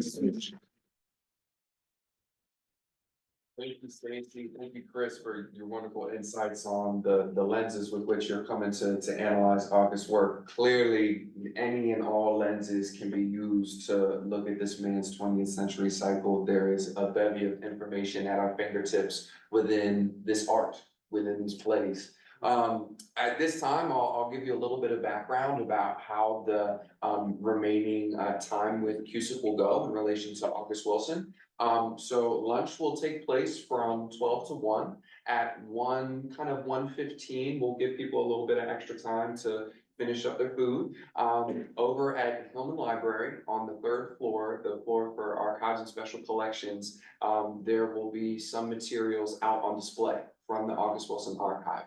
All of those materials will be related to the plays that we've discussed here today: Gem of the Ocean, Fences, Two Trains Running, the piano lesson, as well as having other boxes available for more independent research. As everyone on this panel has articulated, it's been a wonderful experience to have the archive as a resource to continue their study and ask these really probing questions. So a little bit about what it is. I'm presuming everyone here is some sort of educator or aware of what an archive is. And for our folks online, an archive is a collection of materials that have been amassed and collected that have artistic, cultural, educational significance. And this August Wilson archive was received by the University of Pittsburgh by the August Wilson Estate back in 2020, and they've been processing it up until this day, so that it's accessible to the public. So we genuinely hope and encourage you to join us this afternoon for this kind of pop-up exhibit that has been curated especially for you today off the back of this panel. And that'll be available from 1 to 3 o'clock. There will be a brief spiel, kind of introduction on how to handle the materials, and a little bit of background, a little bit more background about how the university acquired these materials. And that'll be at about 1:15. And then the flow for that will be, there will be a pop-up exhibit of about 6 tables worth of materials that you'll be able to freely view. And then there will be that kind of side section where you'll be able to dive deeper into whatever sort of research boxes are available. If you're interested in a particular box that may not be available, or a particular play that may not be available for research, we encourage you to book an appointment with us. You do not need to have a University of Pittsburgh affiliation to come to view these materials. It is a public library, and we invite truly everybody. My job as the outreach and engagement coordinator is to welcome everybody and let you know that this resource is here to be utilized not only by educators and students, but by anyone who is interested in this wonderful history that August Wilson has chronicled for us. And one in particular, I'll note, I'll give you a little bit of a preview. We have a newspaper clipping from 1994. The Pittsburgh Public Theater did 2 Trains Running back in 1994. And in that newspaper review, the first sentence from that reviewer is, "August Wilson is a historian." So a little bit of a funny anecdote there that we've been discussing today, like, you know, August clearly states he's not a historian. And then funnily enough, when you see that 1994 newspaper clipping, a little bit of a contradictory statement there. At this time, I'd like to open it up for any questions that those of you here with us may have in regards to the place, geography, what Stacey and Chris were talking about, or the Black feminine, and anything that Dr. Rashida and Ms. Renee were discussing. Yes, sir. So my name is Kevin Mosley. Wondering if you consider Aunt Esther to be a device to explore healing along the lines of mental health, trauma, addiction, anxiety, particularly for those individuals who came along the Great Migration to the North, that over that 400-year period of her life, she exemplifies what it is that the Black experience that we went through and what it is, how we are trying to heal ourselves today. I could take that question, but Dr. Rashida, did you hear that question? Heard most of it, but go ahead, Stacey, and I'll hop in if necessary. Okay. There was a part in Gem of the Ocean where Black Mary, who is under the tutelage of Aunt Esther, a young woman that's living with Aunt Esther, and Aunt Esther sends Citizen Barlow, who's come to her after a traumatic experience at the river at the steel mill, comes to her for help. He's the one that needs to come back on Tuesday. And so Aunt Esther sends him to the river and asks him to look for 2 pennies, but not just any 2 pennies, 2 pennies that are side by side. And so Black Mary's like, you know, why did you tell him to do that? And she was like, just mentally, so that he could find power in the penny, right? And power in what he was doing. So I absolutely think that she is a community therapist, healer. They call her a healer and a spiritual guide. She's been described in many ways, but if you want to bring her up to 2024, because she is this larger than life figure, immortal figure, absolutely, because she's sending him to the river looking for 2 pennies, not for the value of the 2 pennies, but for going to the river, taking the time out to look and think and kind of calm down. He came to her house. I need to see Aunt Esther. I need to see Aunt Esther. Now he has spent all this time, even right now, if I say go down to the river, find 2 pennies side by side, you know, 2 pennies in the age where we're using debit cards, it might take you a while, right? So that is just my 2 cents, no pun intended. But maybe Dr. Rashida has something else to add to that. Yeah, I'll contribute by actually referring to 2 other characters that we haven't spoken about today. And I'm thinking about Joe Turner's Come and Gone, that play. And I'm thinking about Bynum and Harold Loomis, right? So these are 2 characters and a play that he wrote before 2 Trains Running. And there's something in that play that I think, if you read the entire cycle, comes to bear about Wilson needing the Black community, needing us to find our purpose and our self-worth. So Bynum comes in one of Wilson's early plays and teaches, as he's learned, the purpose of finding his song, right? And so Bynum is a binder. And so he can be read as a precursor to Aunt Esther in many ways. And by the end of Joe Turner's Come and Gone, when Harold Loomis slashes himself and blood, lets out his own blood as a form of cleansing and healing, he is also, that action is also a sort of precursor to what then becomes the mission of Aunt Esther. And so I think Stacey's focus on the home and that those bookends of Gem of the Ocean and Radio Golf and the way, and King Henry II, I want to put into the conversation really quickly as the 1980s play. And that is the play in which Aunt Esther dies, perhaps, right? I hope that's not too much of a teaser trailer, but there's something about the 1980s that is unsustainable for Aunt Esther. So that's my motivational seed to go for you to go read it, but for anyone to read it who hasn't read it, I should say. But there, yes, I think to the person who asked the question, I can't see you right now in the screen, but yes, I think there is something about the journey across the Middle Passage in Gem of the Ocean.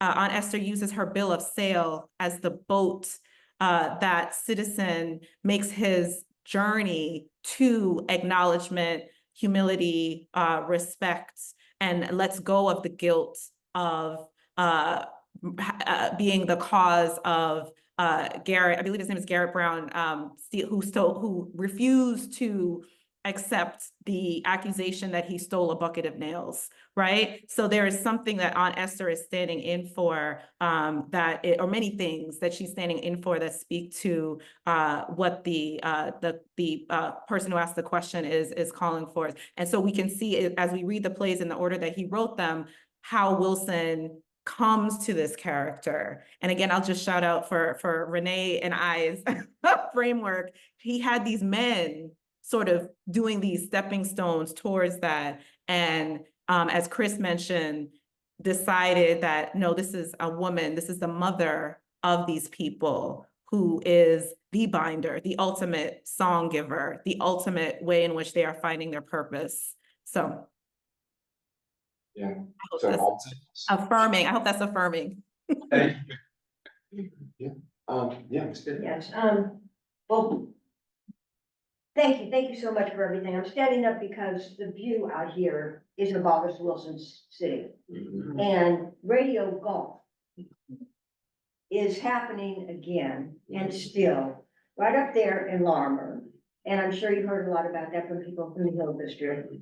All of the things that come together in radio golf are things that people are trying to grapple with here in the Black community and those who care, including the role of elected officials as sacred spaces and homes are being torn down again and still.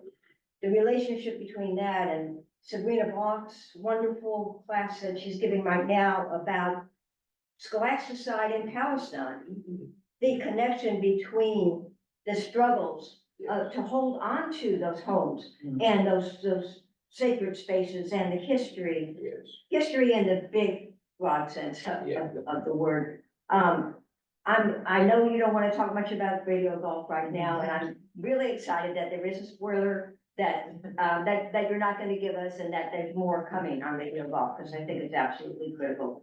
So just throwing that out there, partly as a question. But my particular question is, one of the best things about what's happened in my lifetime in Pittsburgh is that there were people who kept August Wilson alive here before he was discovered and made movies and things like that, which I think is so important. And I'm wondering if the archives are going to do things with things like the Pittsburgh Playwrights Theater and Mark Clayton Southers and Wally Abdul Jamal, and the people who, when it wasn't sexy, were, and some of whom, like Mark, who had worked with August Wilson, were doing things to build a bridge for us to be able to get those things. So are the archives going to be bringing in any of those things together? And the piano that the Pittsburgh Playwrights Theater had in their lobby, when they had a little rundown place that did beautiful versions of the plays. Things like that they kept alive for us to be able to use now. Yeah, that's a great question. Thank you for that. And actually, as a shout out to Mark and Pittsburgh Playwrights, they're actually going to be producing Radio Golf this summer. It'll be at the August Wilson House up on the Hill District, right there on Bedford Avenue. The house has the ability to stage plays in the backyard. Last year it was Joe Turner's Come and Gone. The year before that it was Jitney. This year it'll be Radio Golf, and I believe the dates are August 10th through September 14th. And I have several friends in the production and have worked with Mark and Wallage and Wall several times before. And I absolutely agree with you that there has been folks in this community who have kept that alive and running before it became trendy, before these productions and movies were being made. In relation to the archive, we have currently been speaking with the Hill Community Engagement Center to be able to host an evening with August, where folks will be able to we'll be purchasing group tickets for folks. I think it's up to 20 people to have a sort of archival experience pre-show to Radio Golf this summer, where we'll be able to bring facsimile materials. Facsimiles are just photocopies printed on foam closets to bring to the Hill Community Engagement Center and to the August Wilson House to be able to have a little bit more of a hands-on experience with the archival materials. Outside of that, there are research opportunities for students, teachers, and artists in particular. At this time, we have actually had to institute a wait list for our community artist program because of the interest in it to do research and then create an artistic piece from it.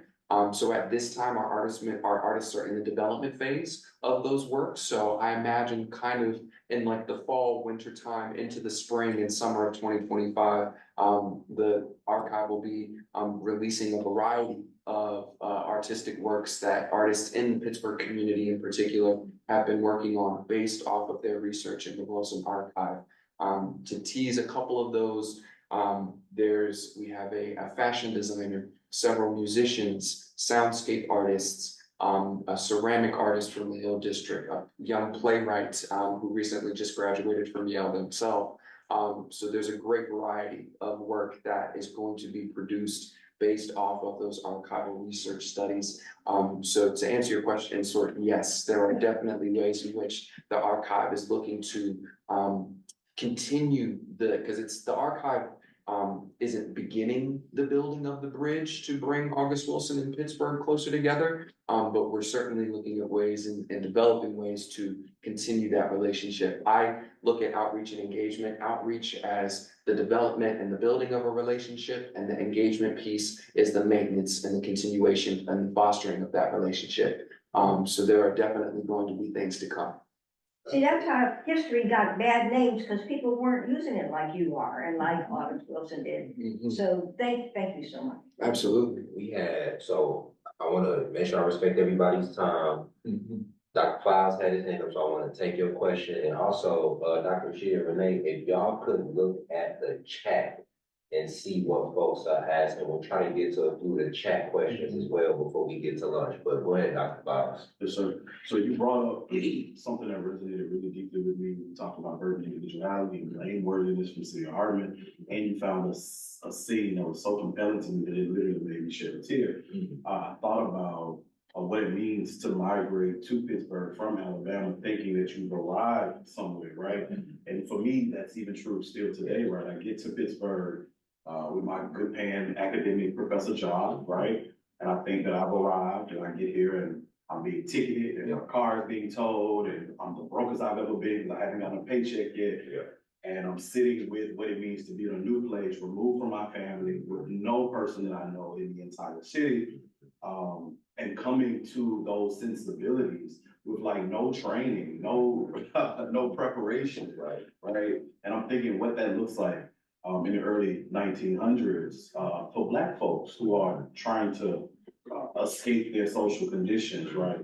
But the example that you gave of burdened individuality, the idea that now that I am a citizen, and I appreciate August Wilson for the framing, now that I am a citizen and I have these rights and responsibilities, now anything that happens to me is on me.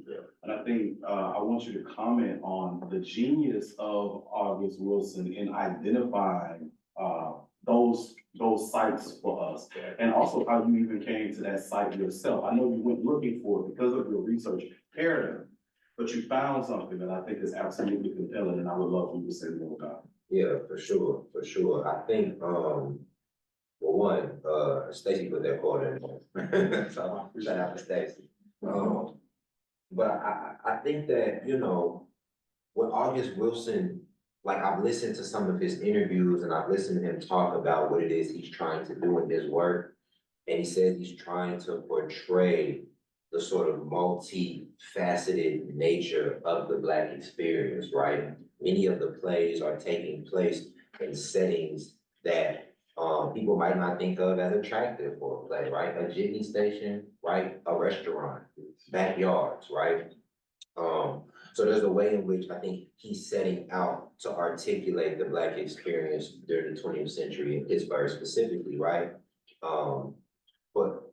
But it's not possible to do that without attending to this type of violence that you're describing, right?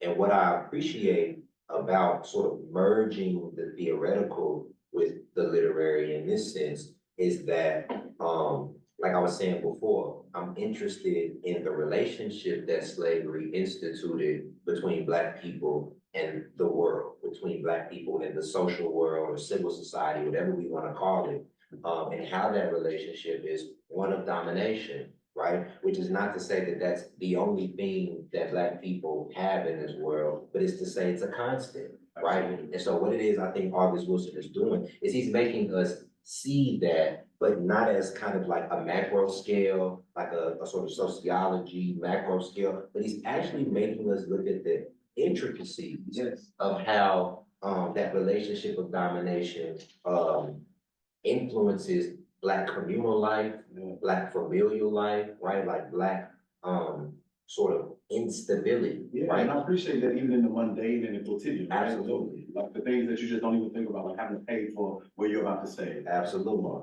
Having to come up with $2 or Right. 10 cents for food. Having to eat a half a loaf of bread because they told me that we got room and board, but we don't get board and we don't get room. Yes. Either, right? That comes from like the background of August Wilson starting his writing and poetry. With another gem that I found in the archive, you know, his writing of plays really only came from the influence of friends when he eventually moves to Minneapolis to leave Pittsburgh. And that's where he says, you know, that's where I started to hear the voices of my community, of my people back in Pittsburgh more clearly, having left. And that's part of the goal of the archive, is to allow for an opportunity for Pittsburgh's artists, teachers, and students to foster a sense of community, using August as a sort of saint of Pittsburgh to continue to allow these communities to foster their talents while here, rather than having to leave to then find discoveries and newness about their own community. They can do it here within their community as well. Absolutely. So it looks like we got one question online, and I think this will be pertaining to y'all here. And then, so That's Caleb. yeah, so Caleb says, Caleb? what up, Caleb? Caleb says, for those of you who currently live in Pittsburgh, has engaging in the archive, and then this will be our last question, folks, and then we'll go to lunch. Has engaging in the archive has engaging in the archive the way you have changed the way you navigate in and around Pittsburgh? For sure. Okay, yeah, I'll say a little bit about it first. It absolutely has. You know, I said in my dissertation when I came to Pittsburgh, I'm from Tulsa, Oklahoma originally, and I'm sure most of us are familiar with the Tulsa Race Massacre, the history behind that, right? There's a way in which being from Tulsa and not learning about the race riot until I was an adult, we talked about that at the community living room series yesterday as well. If you talked about it, it could get you in trouble, especially if you're Black. Like we were taught, don't really bring that shit up because I don't want no harm to happen to you. I don't want no harm to happen to my children or to my elders. So we don't talk about it that much. But as I got older and as we got closer to the 100-year anniversary of the massacre, the questions began to burn deeply within me. And so I show up to Pittsburgh with questions about neighborhood devastation. And so when I get here, I meet people in the Hill District. I actually went to a science fair where there were middle schoolers and they were doing a science sort of experiment on the lead content in the tap water and in various like major water brands, right? That they were sort of telling us what's healthy and what's not healthy. And I saw people with t-shirts that said Historic Hill District. And I saw that there was a type of tight-knit community, but also that people were very aware about their conditions. People knew were being gentrified by the city of Pittsburgh, by each university. Everybody was able to speak to the harm and exploitation that was happening. And I immediately made a connection with my own life and experiences. And so when I began to learn about August Wilson and learn about the archive and sort of garner more deep connections with people in the community, it most certainly did change. Like I said before, there's this tension that my intellectual interests sit within, but it's also the tension of, I think, what it means to be like Black in Pittsburgh, where there's this deep and rich cultural history in the Hill District. It was widely considered as a little Harlem from the Harlem Renaissance. Like it is sort of like a music capital, a jazz capital, a blues capital, an art capital, right? The Pittsburgh Courier was the most important Black newspaper in the country, the most widely read Black newspaper in the country, housed right in the Hill District, right? And so I know for sure there was this deep history, just like I began to learn there was a deep history in Tulsa. But then there's this other side of what the hell happened. And that is where I'm the most bothered. That's where I feel the questions are most urgent. Why is it that these spaces can sort of come about and exist, but they're always unstable? They're always being torn down by the city, pushed out by the university, or in the sense of Tulsa, burned down by angry white mobs in the United States government, particularly the National Guard, who dropped bombs on US soil, Tulsa, Oklahoma. But to answer your question, Caleb, when I began to learn more deeply about August Wilson, and I learned that the plays are set not just in Pittsburgh, but in the Hill District specifically, it changed my relationship to the city. It changed my relationship to the Hill District specifically.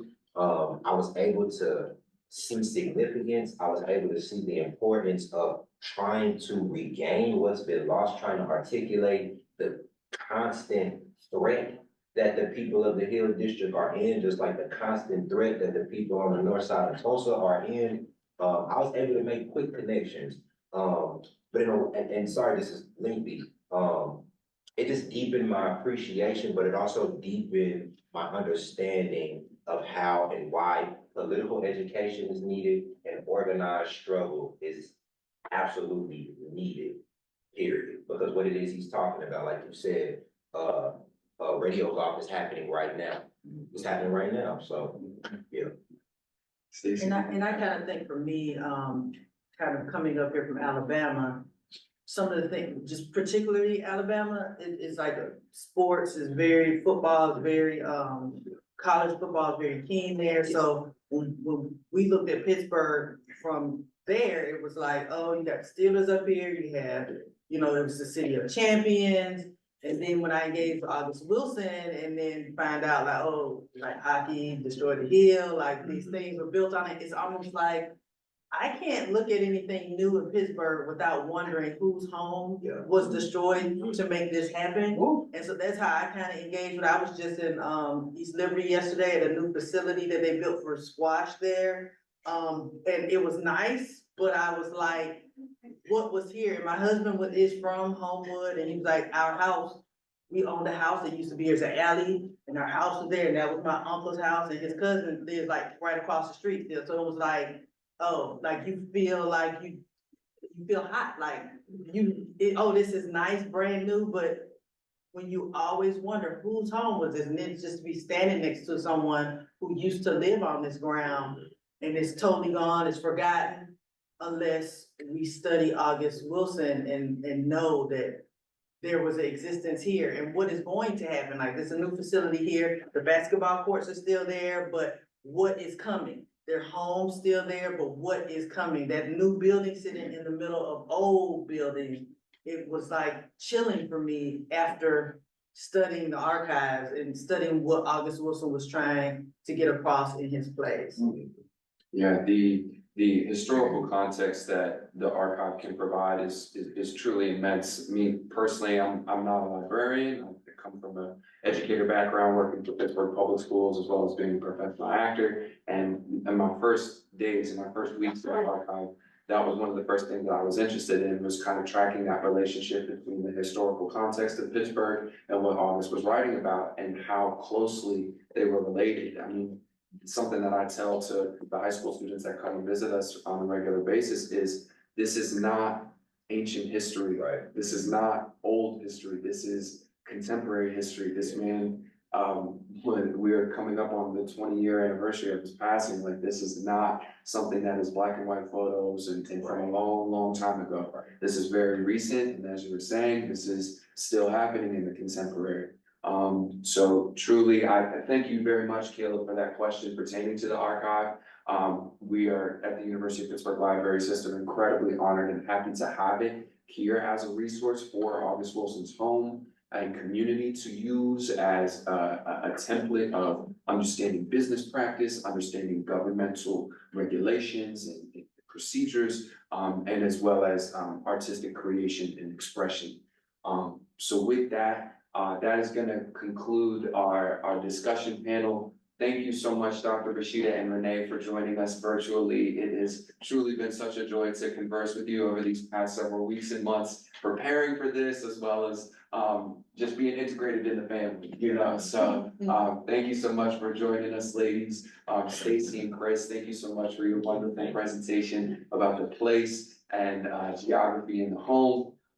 Folks, again, lunch will take place from 12 to 1. I highly encourage you to come see us. We're just right across the way there at Hellman Library.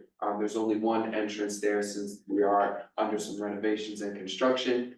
There will be some signage there. Once you come inside, you'll make your way to the elevator, come up to the 3rd floor, and we'll have a beginning opening talk at about 1:15 to go through how to handle the materials. It's just to keep them safe. It's nothing that's intended to restrict you. It's just so that we can use them for future use as well. So we'll have a little bit of a presentation at 1:15, and then it'll be a kind of open flow where you'll be able to look at the exhibit that is available, look at a digital wall, which will give you more insight into August Wilson in Place, which also features a map of Pittsburgh along the river. So we highly encourage you to come join us over at Hellman. And thank you so much, everyone online, for joining us as well. And have a great rest of your day. Thank you, folks.